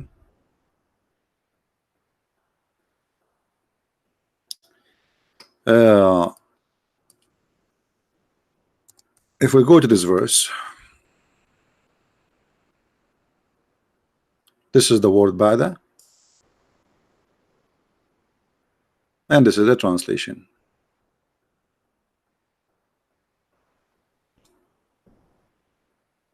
And here, by the way, is a mistake in the Quran in this chapter. It's chapter 79, because the verses here is speaking that Allah, He created the heaven,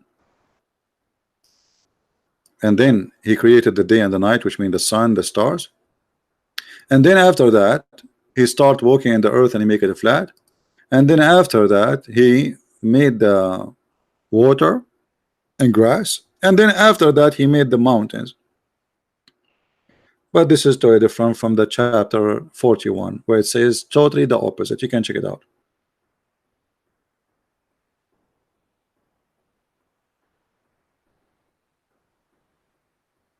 If the word bada does not have nothing to do with timing, so why we use it? Always the word bada is for something will happen after. As simple as that. Why we use it then? Muslims sometimes I feel sorry for them. I mean, put yourself in their shoes. You show them all this madness, and then you ask him to defend. What he will say? You have to come with all excuses. The first one he was trying to say, he would say, you don't speak Arabic. If you remember the debate with me, Mimi Hijab and David Wood, he started making fun of David Wood. Why? Because he didn't speak Arabic. But the fact, David Wood, who don't speak Arabic, was saying the truth, and Mimi Hijab, who speak Arabic, was lying. So the first thing they try to use against you, you don't know Arabic. Okay, I speak Arabic. Prove me wrong. And this is why always they try to speak to somebody who don't speak Arabic, so they can play with the meaning translation, because most of the answers is based on false translations.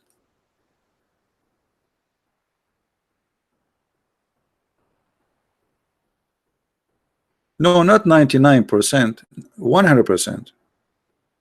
Always bada is about after. That's what bada mean.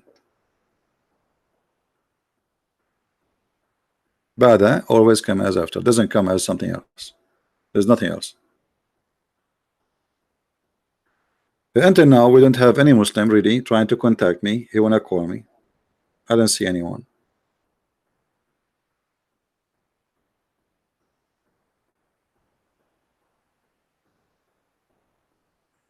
Anyone?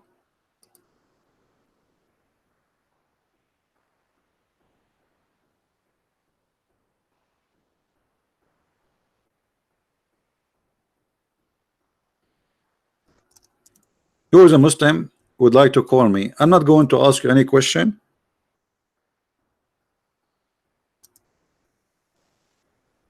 You call me and you tell me anything good about Islam. Anything.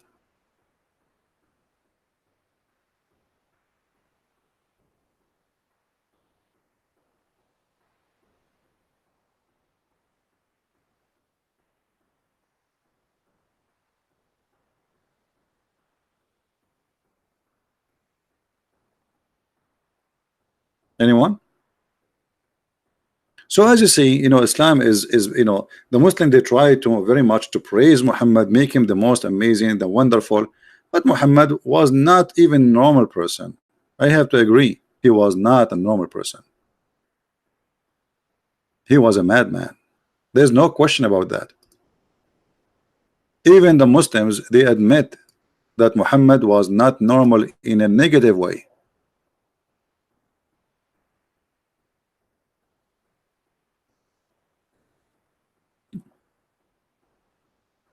If I say to you, there is somebody he tried many times to commit suicide, what you would say? Is he normal? Is he stable? Is committing suicide, trying to kill yourself, is a sign of somebody stable? This is the Muslim books saying that the Prophet of Allah, he tried to throw himself from the top of the mountains many times. Do we really need to prove that Muhammad obviously have a mental illness? The story itself proving to us not only Muhammad is suffering from mental illness, but it's a continuous situation, and it's a kind of a silly. Each time, read carefully, the prophet becomes so sad, as we have heard, that he intended several times to throw himself from the top of the high mountains. Several times. Do you see the word several times?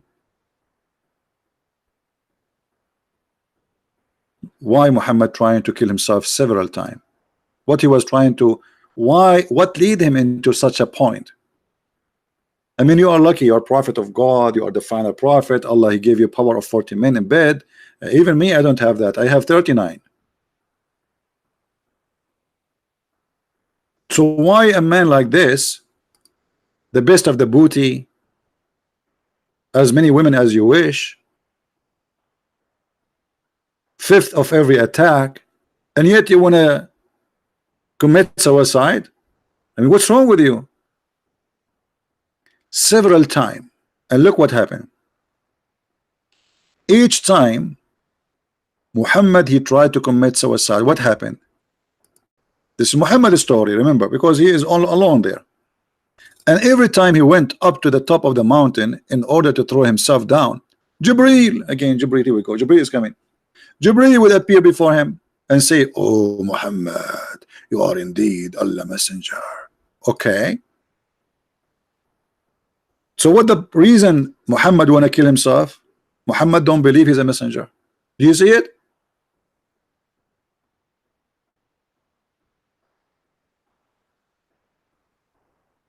Do you see it? So the reason is for Muhammad to try to commit suicide that he himself do not believe he's a prophet. If you're a prophet, try to kill himself because he think he's a crazy and he is not a messenger. Why you are asking us to believe in him?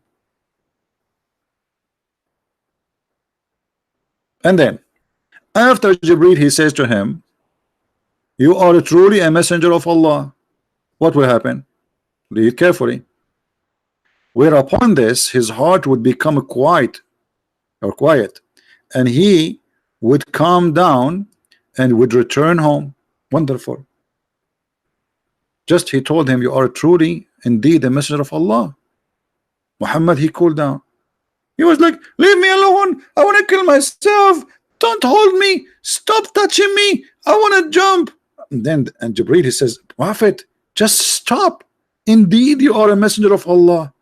And the Prophet, he look at him, really? Yes, you can ask even the Pink Panther. Okay, so you think really I'm prophet of Allah? Absolutely. Look at you. Have you ever seen a prophet of Allah? Isn't it crazy? You are just one of them. Okay, you make sense here. Okay, I'm going to go home. He go home. Second day in the morning, he wake up. Muhammad, he go up in the top of the mountain again.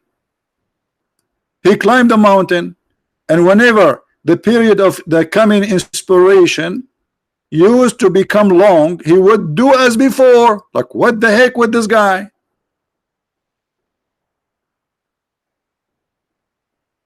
So he climbed the mountain. Okay, you guys, you missed my art, right? I know. Okay, so Muhammad is here. This is the mountain.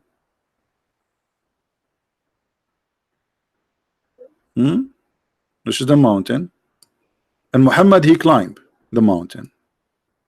Muslims, it's okay if we say Muhammad, brother, without saying Allah pray on him? It's okay. I hope he will not do anything to me because I said Muhammad with his name without, like, I mean, SAWFM, short wave, long wave. So Muhammad, brother, he climbed the mountain. He's here now. Muhammad is here, brother. Muhammad is here. Muhammad is here. Muhammad is here. Muhammad is here. Here. I feel sorry for him. Here, he can't breathe no more. And now he is in the top of the mountain, and he want to throw himself. And then Jibreel appeared in front of him, and he hold him from his panty. Well, why Jibreel don't appear for him here before he go to the mountain in his home? The poor guy, he climbed the mountain all the way to the top of the mountain, and now you appear for him. What about you tell him before you go?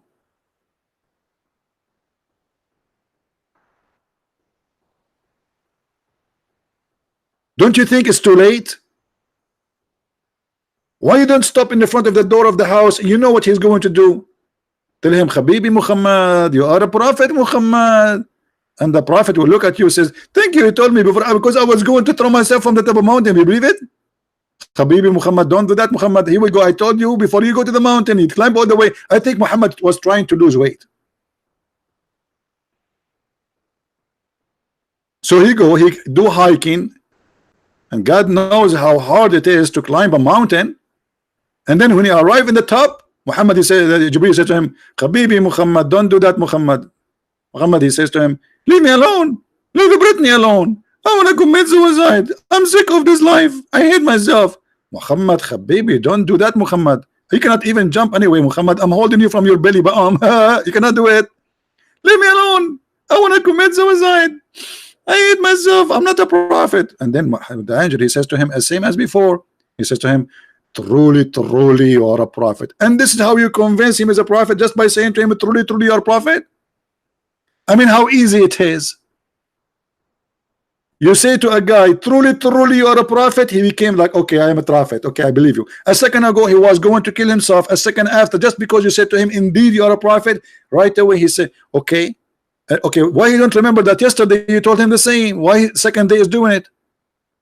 So either you have to admit that Muhammad is a madman, stupid, or he's fabricating the story. You tell me which one. Master Harun, you want to call me? Call me. Who's holding you? Do you need invitation? Any Muslim can call me. You are welcome.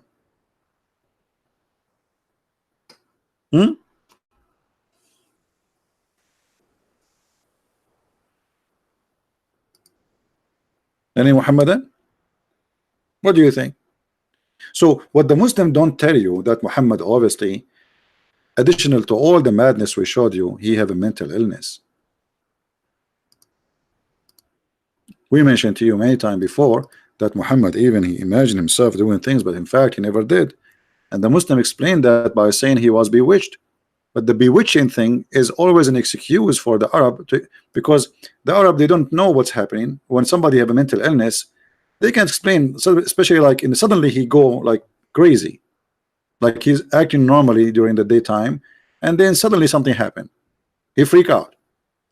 So they say once the prophet was bewitched, so that he began to imagine that he had done a thing which in fact he did not. Okay, how we can trust Muhammad that he saw an angel? The guy he imagined, as you see, you Muslim, you say our prophet was a bewitched prophet. Well, nice to meet you, Mr. Bewitched. A prophet who was bewitched. Allah have time to protect Jesus, Isa, but he have no time to protect the bewitched prophet. Here we go. The prophet is under the control of the devil. This is what bewitched mean. Controlled by black magic. Muslim believe in black magic. Where was Allah at that time where Muhammad was bewitched? He was weak, taking a nap, vacation. And not only he was bewitched and he imagined things, even his sex was fake. Even that is like was very tough on him, to the point even his sexual life was fake. So how we can trust him? The prophet continued for such a period of time, imagining that he had slept, had boom with his wives, but in fact he did not. So what he was doing when he imagined he was having sex, what he was doing exactly? Eating falafel? How we can trust a guy like this? So even Islamic books, and until now we showed you nothing except Islamic books. Even Islamic books witness that Muhammad is mentally ill.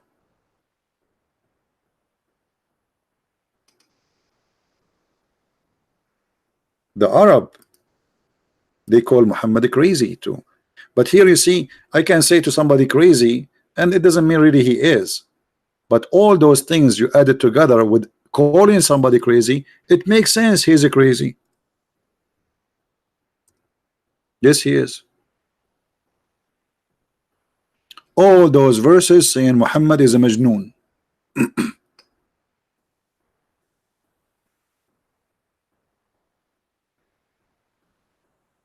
Do you see it? This the Arab, they did not find it amazing. They found this guy is a crazy man.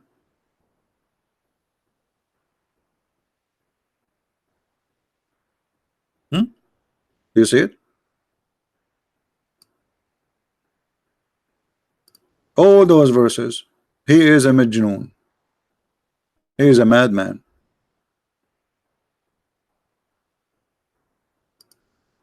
This was the opinion of the Arab on Muhammad.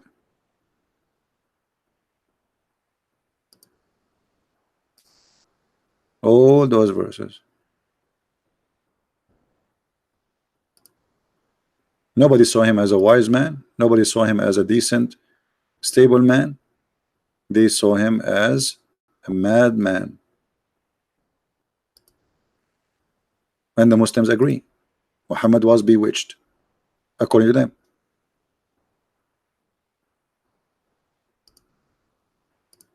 And look how many times. And Allah, he wanted to support Muhammad. He said to him, you know what? You are not crazy. Allah saying to Muhammad, you aren't crazy. But the man who tried to commit himself, suicide himself, he cannot be a normal.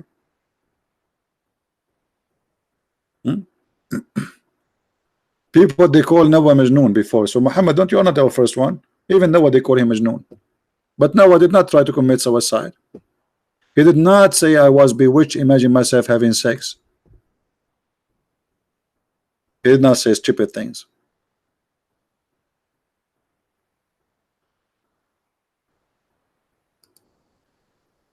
What the Arab they say when they see Muhammad reciting Quran?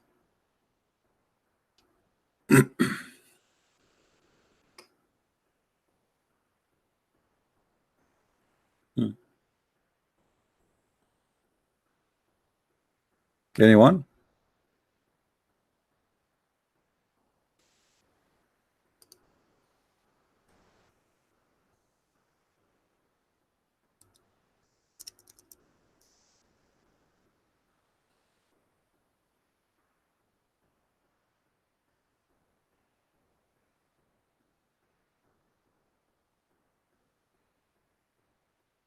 Any Muslim?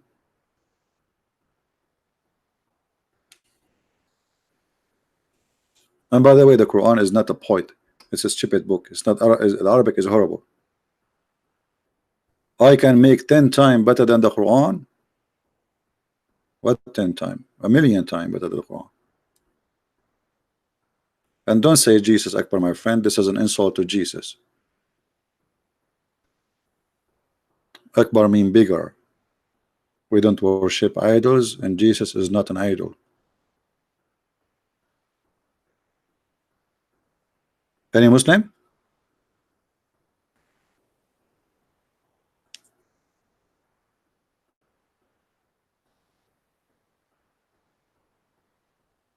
So what Muslim they say to us about Muhammad was those articles? Obviously they are wrong, false.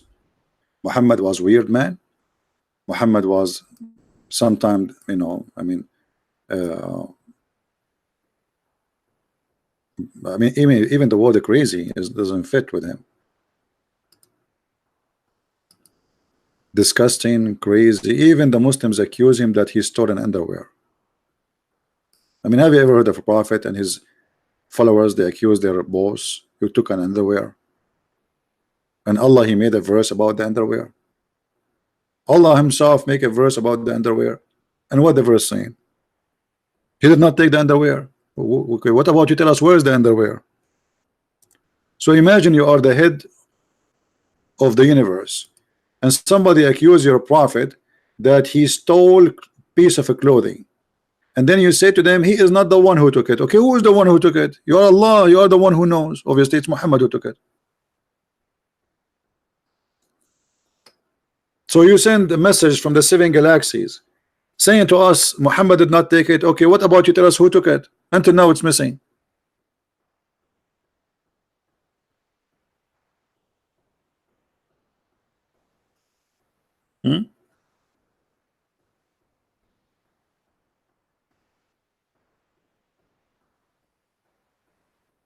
You know, for Allah to make Muhammad clear from this crime, he just say, okay, the guy who took it, his name is etc.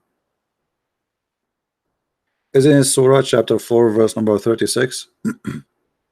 Not a good thing about Islam. My friend, any chapter, any verse in Islam is not a good thing about Islam. And that's why I'm saying to the Muslims, I challenge you to show me one good thing about Islam. Choose whatever you want. What good thing?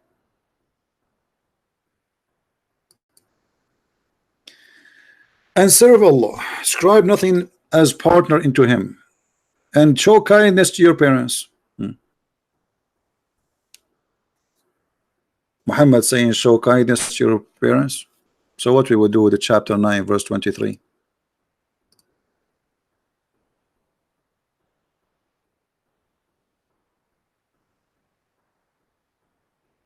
Isn't this the same book?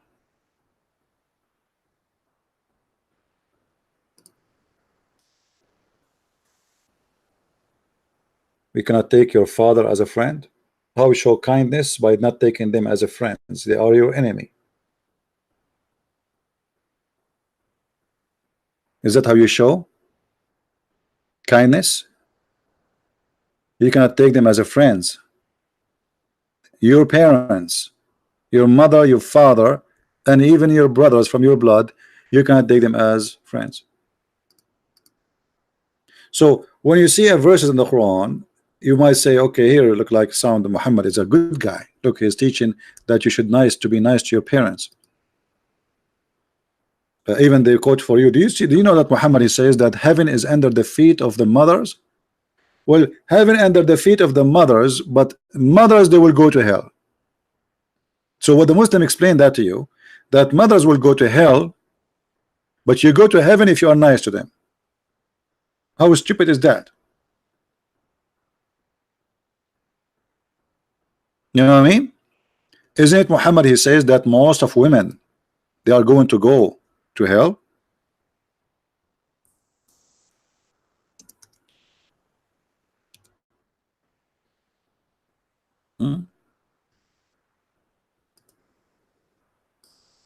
Are we making things up? Those are the mothers. Muhammad, he saw that most of people in hellfire are women.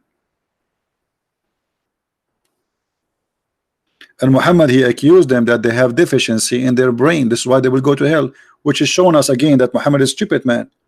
Because if I have deficiency in my mind, that should not be a reason to go to hell.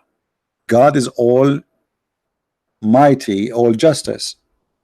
So he will judge you by your ability. So if those women, they have deficiency in their mind, how that can be a reason to go to hell? Deficiency, you see, if you have a defect, is a defect by the maker who make you, not by you. It's not me. Let's say I am born and I have a problem in my head. Okay. Is God going to punish me the same as somebody he have a brain? No, that's not fair. Muhammad claimed that because women, they have a deficiency in their brain, that is the reason they will go to hell.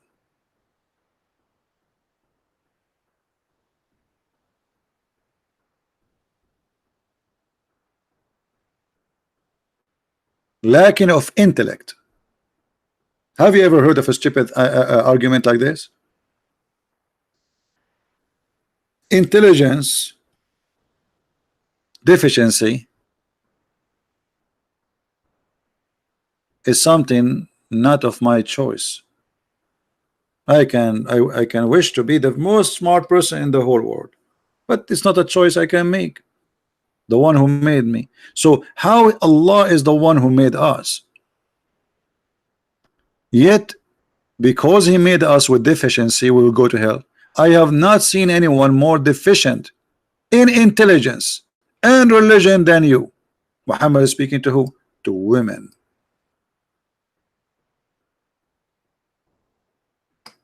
So because women, they have deficiency in their intelligence, they will go to hell. Muhammad is supposedly now he is smarter. He proved to us how women they have deficiency, not only in intelligence, even in religion. Intelligence proven that women they are not equal to be witness as a one man in Islam. Two women equal to one man, and only they can witness in the case of borrowing money only. And what is deficiency in their religion? They have their period. Look at this stupid.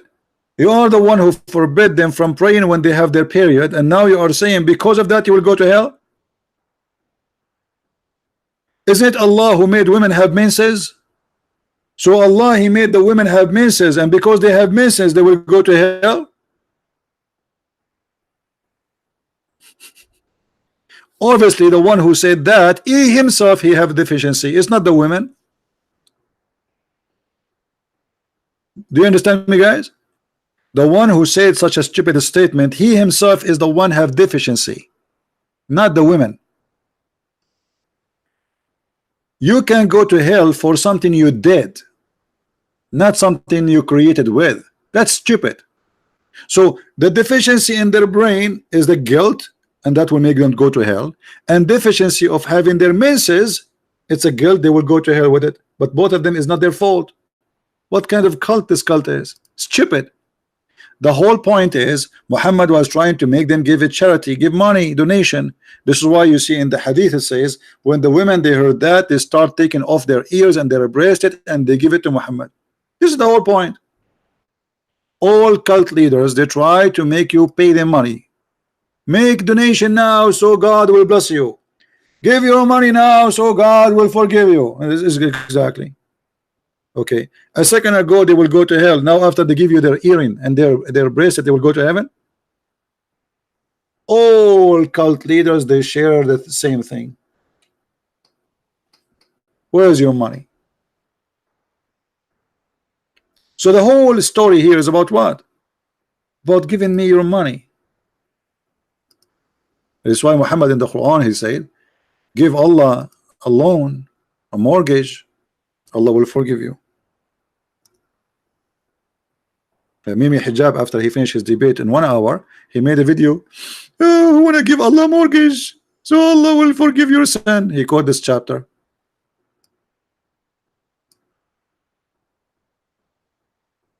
He said to himself, I just finished the debate, the Muslim they like it, which is obviously hilarious, and now it's time to get the money. Not even an hour after, he made the video saying, if you lend into Allah a good loan, He would double it for you and forgive you. Why, if you give Allah, why if you give Muhammad money, who Allah will take the money? Muhammad. Okay, why if we give money to Muhammad, Allah will forgive me? Explain to us. Just give you money and forgiven, and not only that, Allah will double it to me. Double it where? It's a bribe. You cannot bribe God. If you donate to Christian Prince, do you think you can go to hell or to heaven? That's have nothing to do with donation. You donate to Christian Prince, you do not donate to Christian Prince, you cannot bribe God. If a Christian Prince ever said to you, if you donate to me, you will go to etc. here or there, he's lying to you. People who ask you to give your money to be forgiven, obviously they are a scam. God don't forgive because you give some money. God can forgive you for being a person who repent, a person who is changing his life, who he was something bad and he became something different. He repent. He asked for forgiveness. He helped others. So the donation is not the way to go to heaven. And the one who says that to you is absolutely a liar, and he is trying to fool you.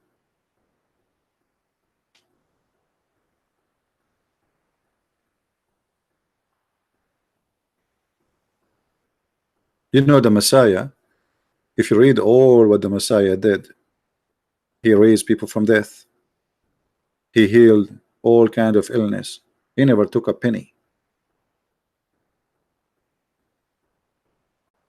And here when I say he never took, he never asked.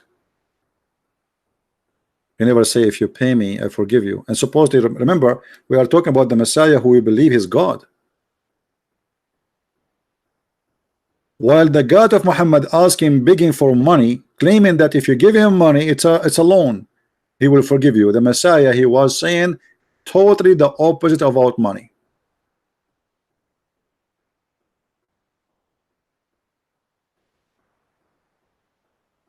All cult leaders, they share the same thing: money, sex, power, property, etc. And Muhammad, he have it all. What about Muhammad making verses saying any woman she can give her private part to him so he can boom boom with her? What this have to do with God? What this have to do with the religion is called Islam? How that can help God? How that can help Islam? Any woman she want to give herself to the Prophet, and he made a long verse saying all those women, they can take off their panty for me. This is from God? All those women?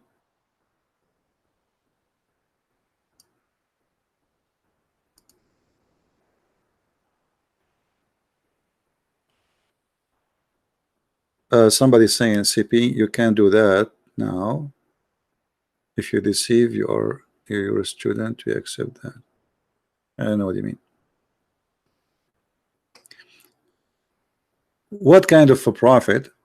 He says any woman she want to give herself to the Prophet, and this is a privilege for him. And look, the Muslim, by the way, they translate the word yastankihuha, which is ing, if in her, not marrying her, as a privilege only to thee. All of this about women, a privilege only to thee. Isn't it obvious?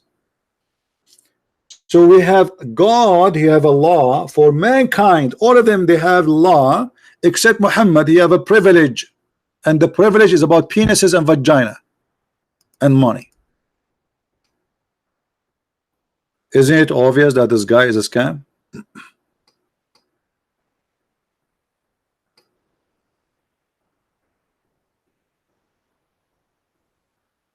Privilege to thee? Why Muhammad seeking privilege, and why Allah gave Muhammad the privilege about his private part? What does this have to do with God? Okay, Muhammad, now he have women lying up in the front of his door taking off his panty, and how that will make God happy? You see, when we speak about God, everything have a reason.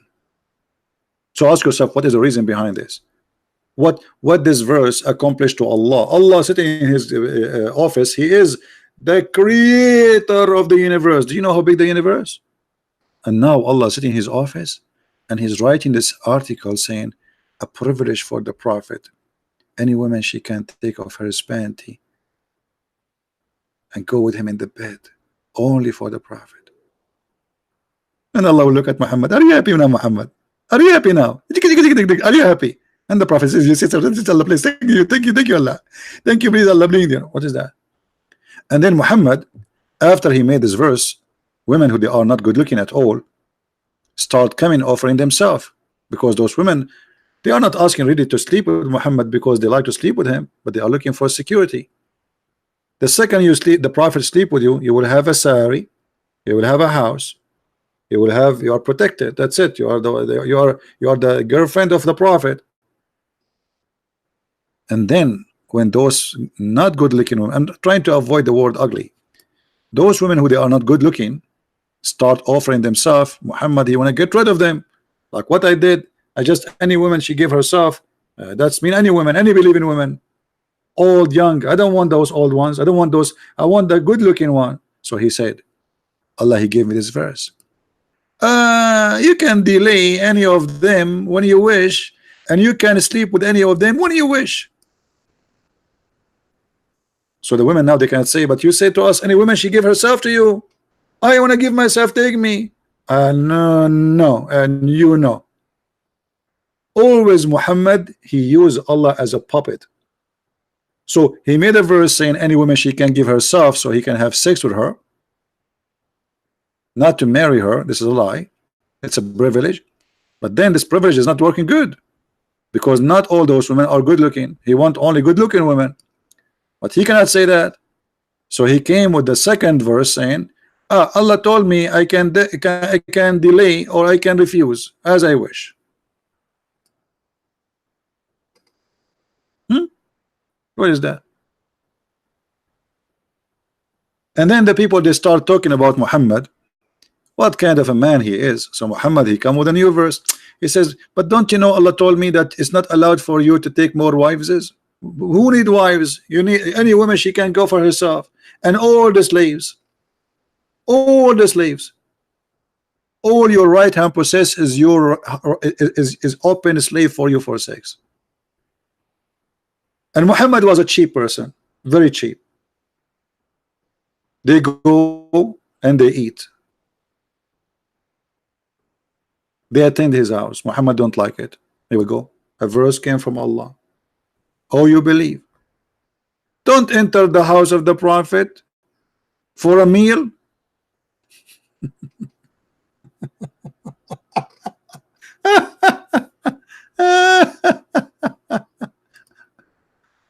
Okay, guys. I forgot to tell you that Allah told me that you are not allowed to visit a Christian prince when he have a meal in the table. Let me finish, okay, and meet you outside. Don't enter my house. What is that? This is a house of a prophet. The fifth of the booty. Any woman, she can give herself.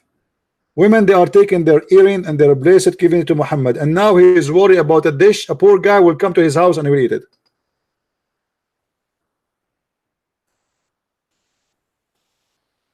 Obviously Muhammad is a prophet of God. While Jesus was saying, I've been a stranger and you took me in. I was a prisoner and you visited me. I was hungry and you feeded me. Which means Jesus saying to you, when you feed a hungry person, you are feeding Jesus.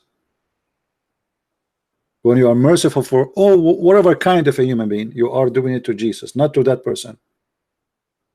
Muhammad was busy making verses saying, don't come to my house when I have food.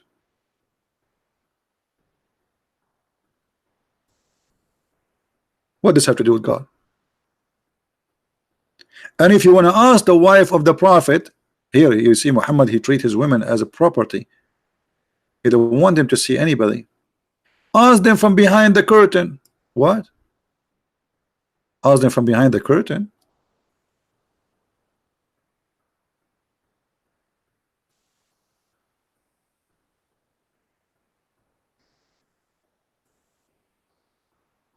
Why? The wives of the prophet were naked?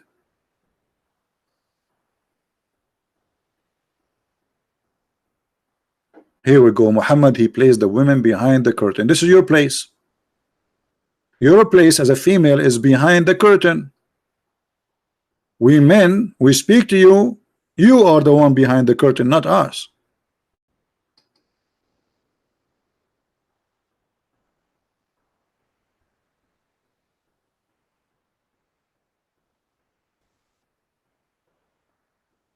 What do you think, Muslims?